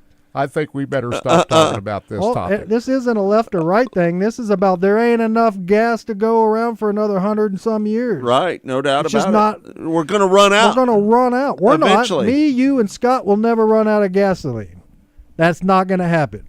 But my great-grandkids isn't going to be able to go to Quick Trip and pick up gasoline like we did. no It's just doubt. not going to be how it works. They're going to have to go to a pump and charge their car. They're going to and there may be an alternative fuel. Corn may be the future where it's completely. There's some smart kid like my son going to school with his 4.3 grade point average and his nearly perfect ACT, 35 ACT. Those are the guys that are going to figure out. Hey, Lloyd said I we're know. not going to run out of gas. I know. I don't think so either. Keep your head buried in that sand. Not in yours in my lifetime. You guys, no, I know that, Kirk. Did I just say not between me and your lifetime? No. But my great-grandkids aren't going to have gas. That's just not. You guys can pretend like it's not going to happen, but it's not going to happen. Well, I Not think we gonna better happen. stop. Right. It's not a left or right thing. It's just. It's not. It's just a It's matter a of fact. It's a matter of fact. It's just a fact. Well, let me tell you this. I am not going to watch electric-powered I will. cars race. I will. watch it. I'm not going to do it. I'll watch it.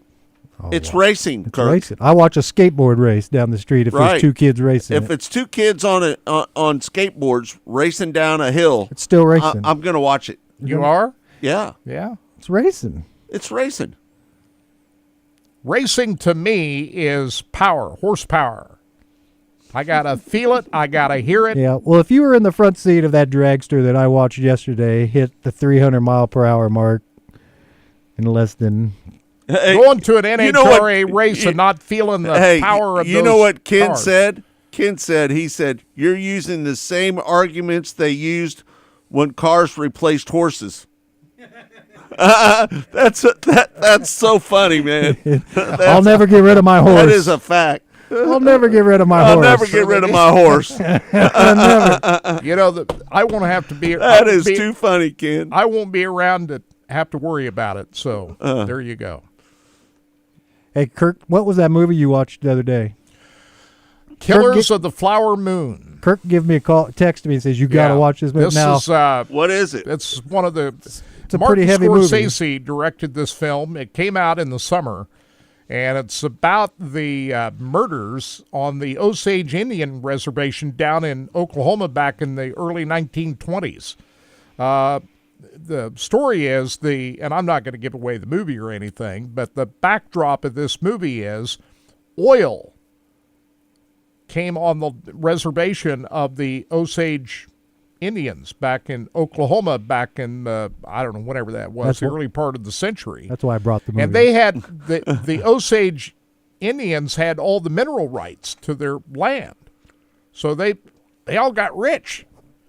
But the thing of it is, the federal government required that they have guardians because they didn't think that the Indians could manage their own money. So they had guardians that were appointed to help them manage their money. Well, as you might expect, a lot of corruption and a lot of bad things happen. Right. And, in order to get control of some Indians' mineral rights, they started killing off some of these people down there.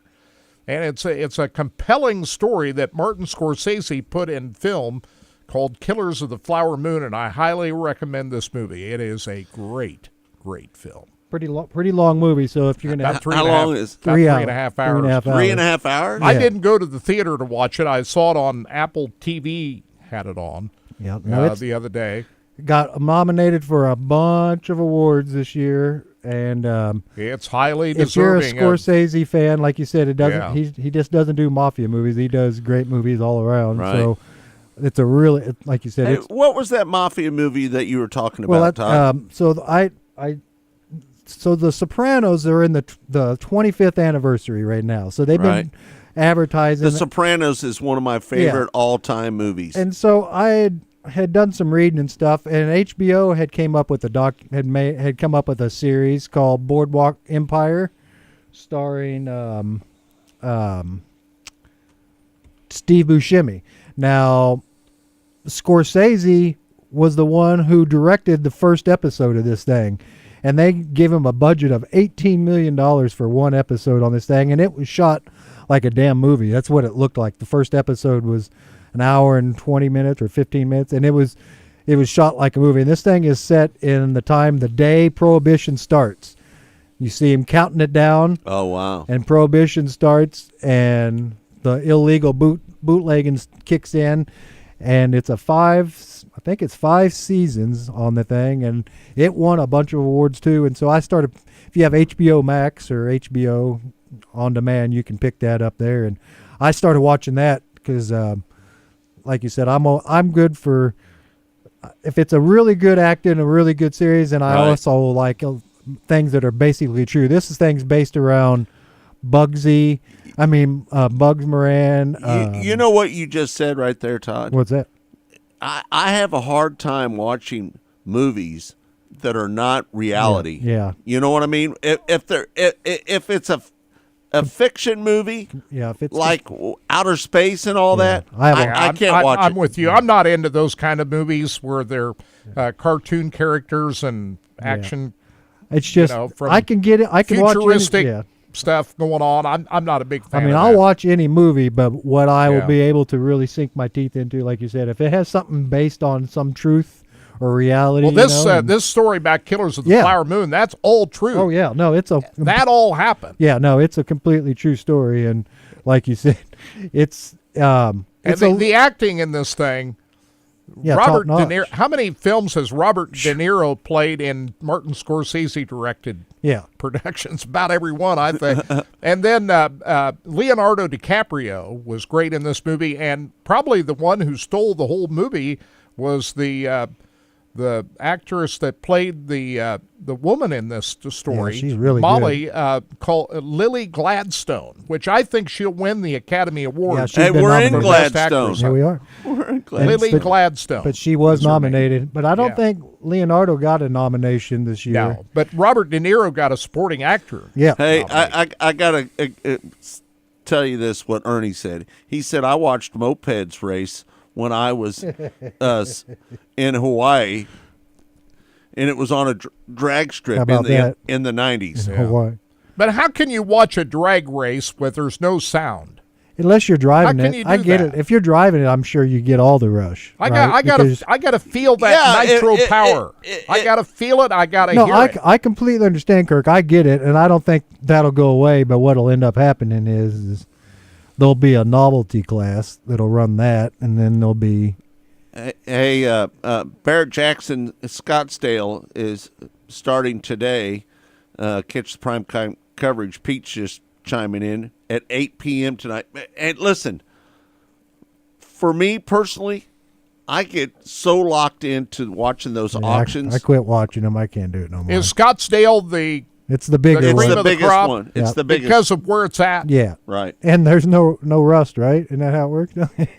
there's a lot of nice cars. You're going to down get there. the best items in Scottsdale, Arizona. I can't Barrett afford Jackson. any of those cars. No. I can But afford it's fun to watch. Yeah, I watch them a few times. I saw a old truck that was just like my dad's, a set like an old Chevy or an old Ford two-tone truck, and man, it only had 50 miles on it. This thing came out of a bubble, and I was like, can you imagine what? I mean, they said it still smells like the truck from when you pulled it off the lot back in the day. It's pretty amazing to see that kind of. So who carries the Barrett Jackson? That's on. Is it Spike or is it? I'll have to pull it up. I think it's on. I'm not sure what channel it's on. We'll try to look that up. But yeah, that's always fun to watch, especially in the middle of the winter. It's cold outside, and you get to watch great. It's not too cold today. Not bad today. No, better than it's been the last couple of weekends. It's going to right? be in the 50s all week. This I week. love that. Yeah, we'll take that. Yeah, no doubt. After we've had this cold weather. Yeah, enough of that. Enough of that 0 to 40 below or whatever. Yeah, no doubt. Yeah, that last week was. There was some we had some cold weather here, guys, that we had never experienced before. that it was bad enough that I had to run heaters out in my garage. Scott had 2 heaters. Here's how bad it was. That it was bad enough that when he had the 2 heaters going last week, I fired up every TV, we were fine. I fired up every computer, we were fine. And everything blacked out. And then I fired up the lights, and I hit the last computer, and boof, I was in the dark. Right. I was standing there in complete darkness, and I thought, oh, and you were in the shower. I could hear the shower running, so I knew that the lights didn't go off upstairs because I could see the lights in the hallway. Right, yeah. But I thought, well, do I go yell at him now? And Well, I was plugged into that socket over That's there. what did it. And it blew the breaker.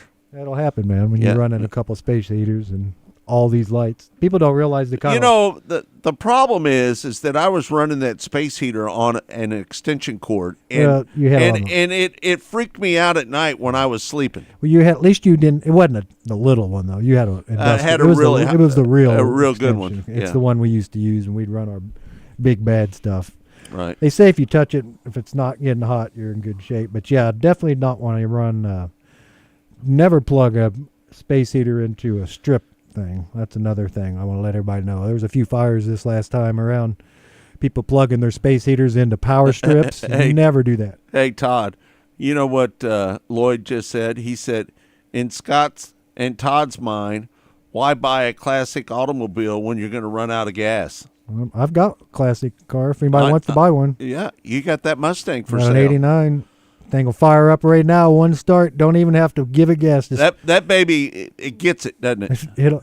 It's pretty quick car. Like you said, it ain't fast like the cars now. Hell, those new Cudas and stuff you buy factory or You don't have your motorcycle anymore, though. No right? motorcycle. Yeah. I'm looking to sell the Mustang. I want to get a motorcycle again. I'm going to try to find something new toy next year. But, yeah, no, you know what I want, Todd?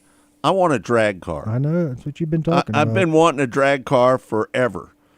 And to be honest with you, you can find some of them on Facebook at a reasonable price. Yeah, because everybody's like us. They have a hobby for a while, then they're like, do something different and get out of this. Or there's a Duster on there that I really saw want. That little Duster. That Duster, man, that baby is in good shape. If anybody's looking for a very good little Mustang that, like you said, no rust. The only little rust there is on the inside of the door. It's not on the outside. We're talking on the inside side because of the trim. But they're solid car, starts right up, brand new transmission, brand new clutch.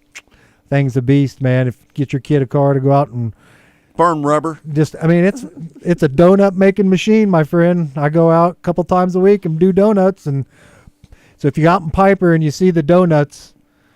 Actually, that's your mark. Well, there's somebody that knows how to do real good donuts. I do these things that kind of turns out to look like a question mark or maybe a J, because I really get the speed going, and then I hit that second gear and drop her down, and man, I can it just lights them. Whip it up. It'll whip them up. You brought up you want to get a drag car. The update on Flying H drag strip. Yeah. Out at I-70.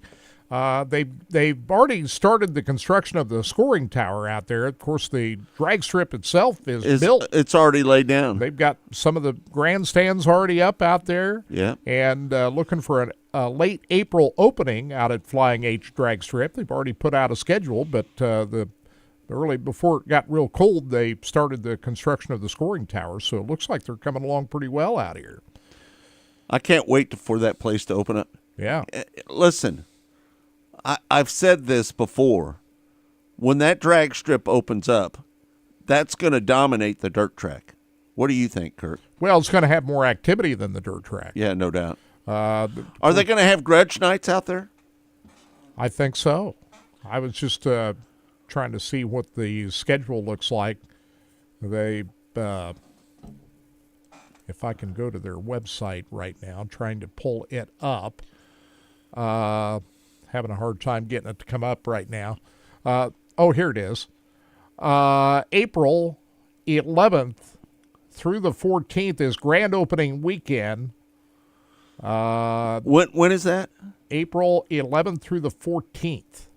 11th through the 14th. They've got a test and tune on April 24th. Sports car takeover April 26th through the 28th. Got something going on just about every weekend here. And they've got some bracket races, test and tunes. I don't see grudge nights listed on here, but I'm not saying that they're not going to have them.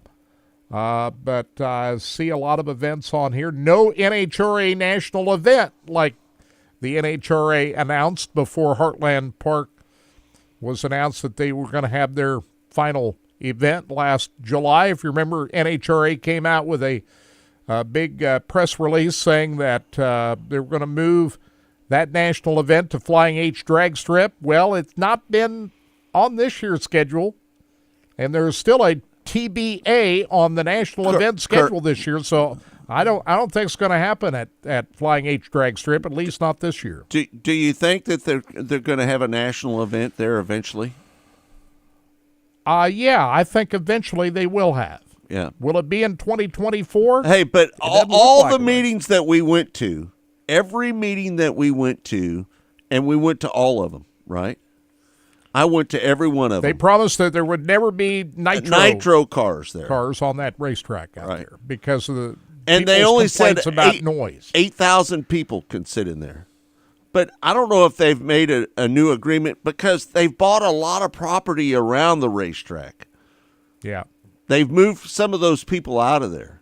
Right. They could stage a national event. They could could. do that. Oh, yeah, no doubt about it. But is it going to be in 2024? It doesn't look like it right now. So in the future, I don't know. But they still got that TBA, which was normally the weekend for Bandimere out in Colorado. Now, Bandimere Speedway is closing, and the owner of that racetrack announced that they was going to build a new track out there in the Denver area. Has that taken place yet or not? I don't know how far along that's come along, but that was the date that's got the TBA on the national event schedule. So will it happen in the future? I know NHRA covets the Kansas City market. Right. They do. They want to be they want to be in the Kansas City market. They want to be in the Kansas City area. But right. It's better than Topeka. Well, in terms of proximity to the greater Kansas City metro area, yeah. The crowds at Topeka over the last few years hadn't been all that good. It's only 41 miles outside of Kansas City. John says that the pavement's been sealed too. Yeah. On it, so that's good. Really? That's what he's saying in our comments here. That's what John said here in the comments. Yeah, have you seen the photos? They got some lights up now. I can't wait to get out. I can't wait to get out there on that practice day. Yeah. So they've, it's just working the infrastructure around the track that is really all that's left. Right. I mean, they're pretty much ready to go. Mm-hmm. But you can go to their website and check out that schedule that they've got this year. FlyingHDragstrip.com is where to go to get more information about Kansas City's new drag strip to replace KCIR that was closed. Heck, that's been over a decade ago now, right?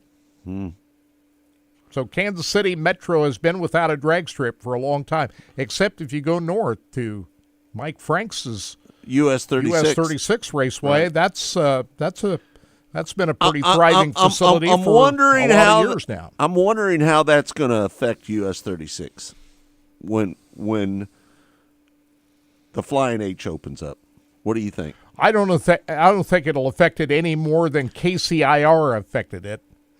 And he was still able to operate a pretty thriving drag strip even when KCIR was open. So I don't think it's an 8th-mile strip at Osborne versus the quarter-mile strip that you see out here at Odessa. That I don't think it's going to affect it all that much. But you're when they get it open, you're gonna race down that track, huh? You're going for it. Yeah. What kind of car are you going to get? I'm not sure exactly. I might buy Todd's. Might drive that motor. You ain't going to drive a Mustang. You can buy that motorhome, race that thing out there. You know what class you would run in? You know what class you would run in? I would just grudge race. That's all I would do. Yeah. Yeah. If they had a grudge night again, where you can just go out and actually see what the problem is, people don't realize. I'm tired of seeing the street racing going out of control. There's some guys that are really good at it and they're safe about it, but some guys just are dangerous as all get out. They need to have a place where kids can go and race their car, regardless. And it can't cost a bunch.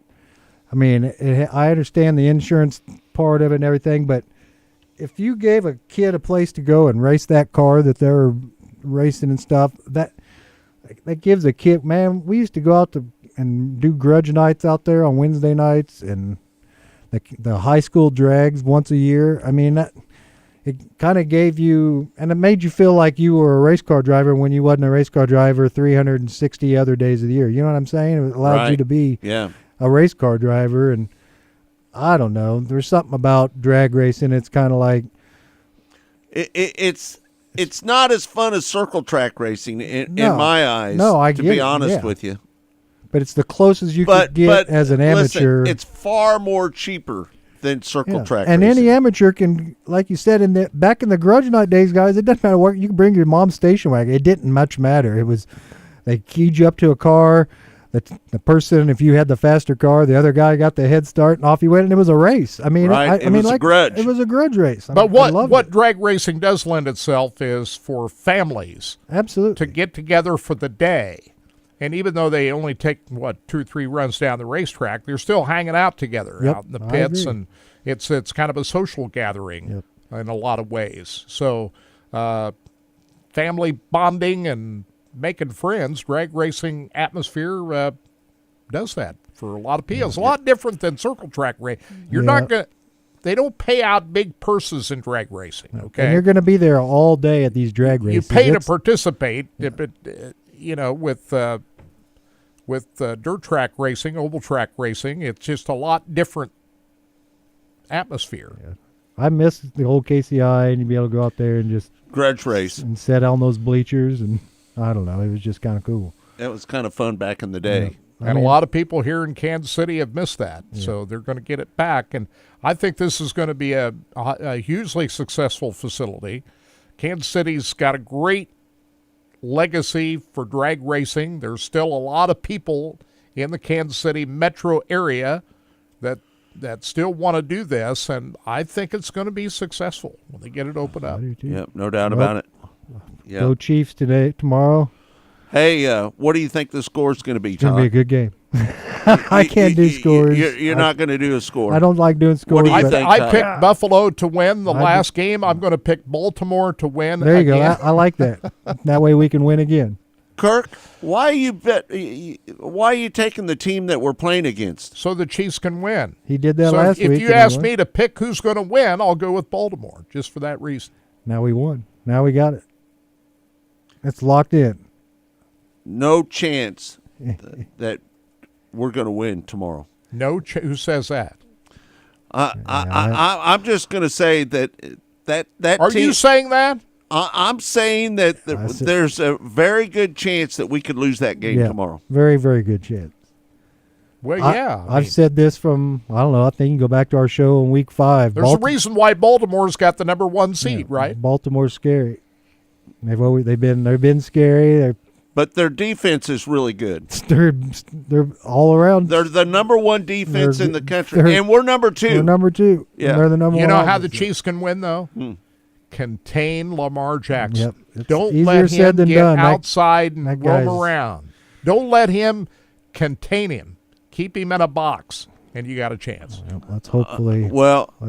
I'm just hoping that let's make a good game of it. That's I'm what just I want. hoping it's a close game. If we can contain Lamar Jackson for a little while and leave him in the box and let him not have the success that he has, I think that we've got a chance to win that game. And then the other game, what do you think? Hey, when you got Patrick Mahomes as your quarterback, you got a chance. Travis Kelce and Rice too, as well. They're all playing well.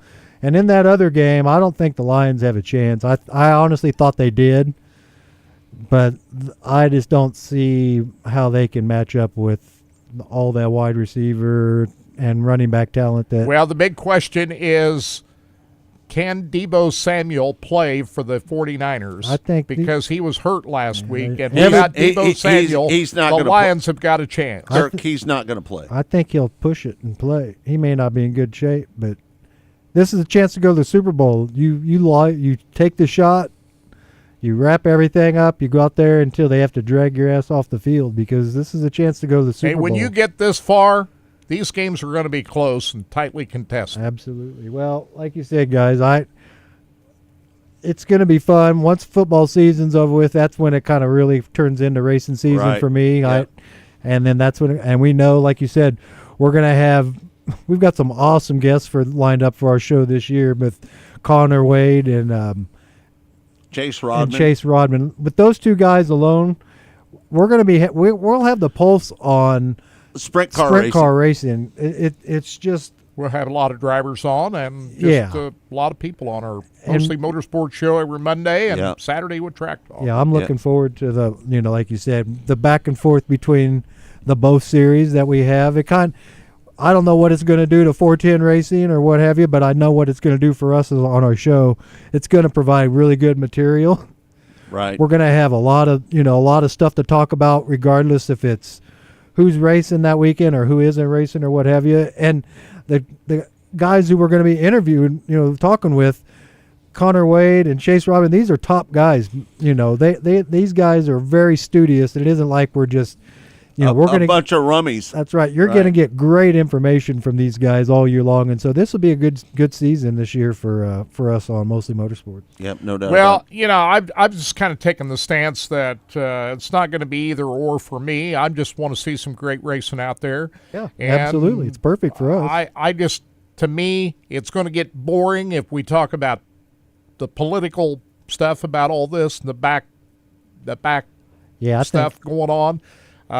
We don't focus in on the racing more so than the other stuff, then I think we're going to tune a lot of people out. Once racing starts, the season starts, I think that part of it goes away because everybody's locked in. You know what I mean? Once it's going, once the machine's rolling, the only people that will be bringing that up would be the people that are watching. I don't think a lot of people on the inside. Once that season gets going, guys, it's going to be, all amongst themselves. My biggest concern about all of this is car count.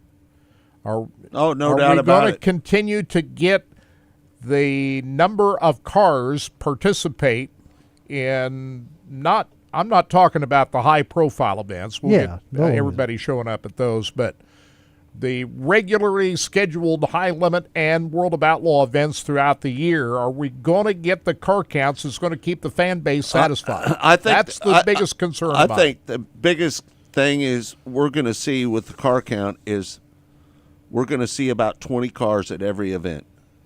Is that going to be enough? I don't know if it's going to be enough or not. You think that maybe I think you have to have enough to run a B main at all these events. Yeah. Well, it helps because people buy beer during B mains.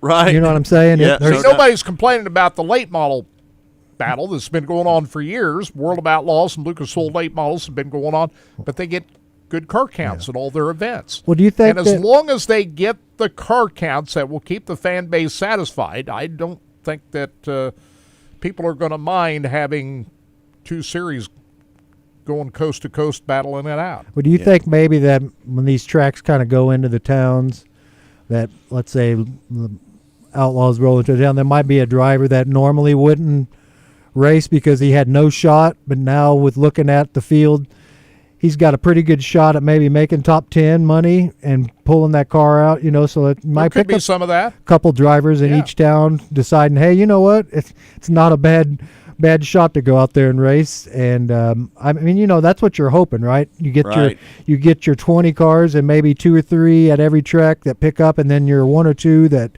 happen to be racing this weekend. It might be off at the other one, because we know as well as one series is allowing you to race with the other and one series isn't, right? Isn't that how this works? Well, the other big concern is the weekly 410 programs that you see. Absolutely. Places like Attica, Ohio, even Knoxville, and the tracks in Pennsylvania. How are those facilities going to be affected? Weekly racing might. What we see going on. You don't have the All-Star Series now, so there's that void to be filled. From a regional standpoint of a touring series that the All-Stars delivered, that's no longer there. Just how's this all going to be affected? I just want to have fans be satisfied with the level of entries that show up at the events they pay big money for to go see. Yep, no doubt about it.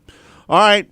Thanks, everybody, for tuning in to Track Talk here today. It's all been brought to you by Rod End Supply, featuring the POWRi Midwest Lightning Sprints. We want to thank Kevin Swindell and Devin Moran for doing those interviews that we did. And on Monday, we're going to have Landon Crawley. He's going to be on with us on Monday. And we're going to try to get Sam on, especially if he wins tonight. If he wins tonight, we're going to try to get Sam on as well. You got his number. Yeah, I got it. Good. Yeah.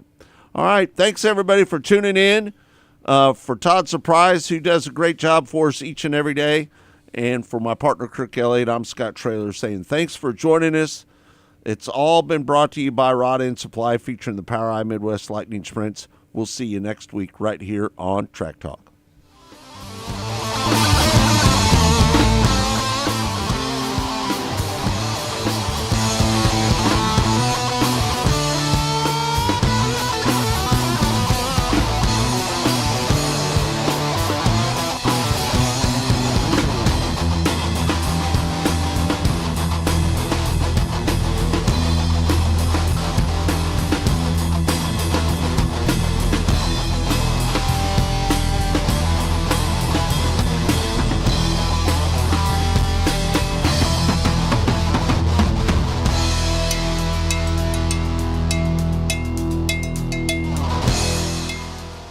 Go harder, faster, stronger with Rod End Supply. Whether you are running industrial, farming equipment, or a race car, Rod End Supply has the assortment of rod ends, radius rods, and specialty products that will help you lead the field in performance. Our superior design means our rod ends last longer and perform better, giving you the edge on the track and saving you money. Contact Rod End Supply or order online today at rodendsupply.com. We don't just sell them, we race them. rodendsupply.com. Serving the racing community for over 30 years.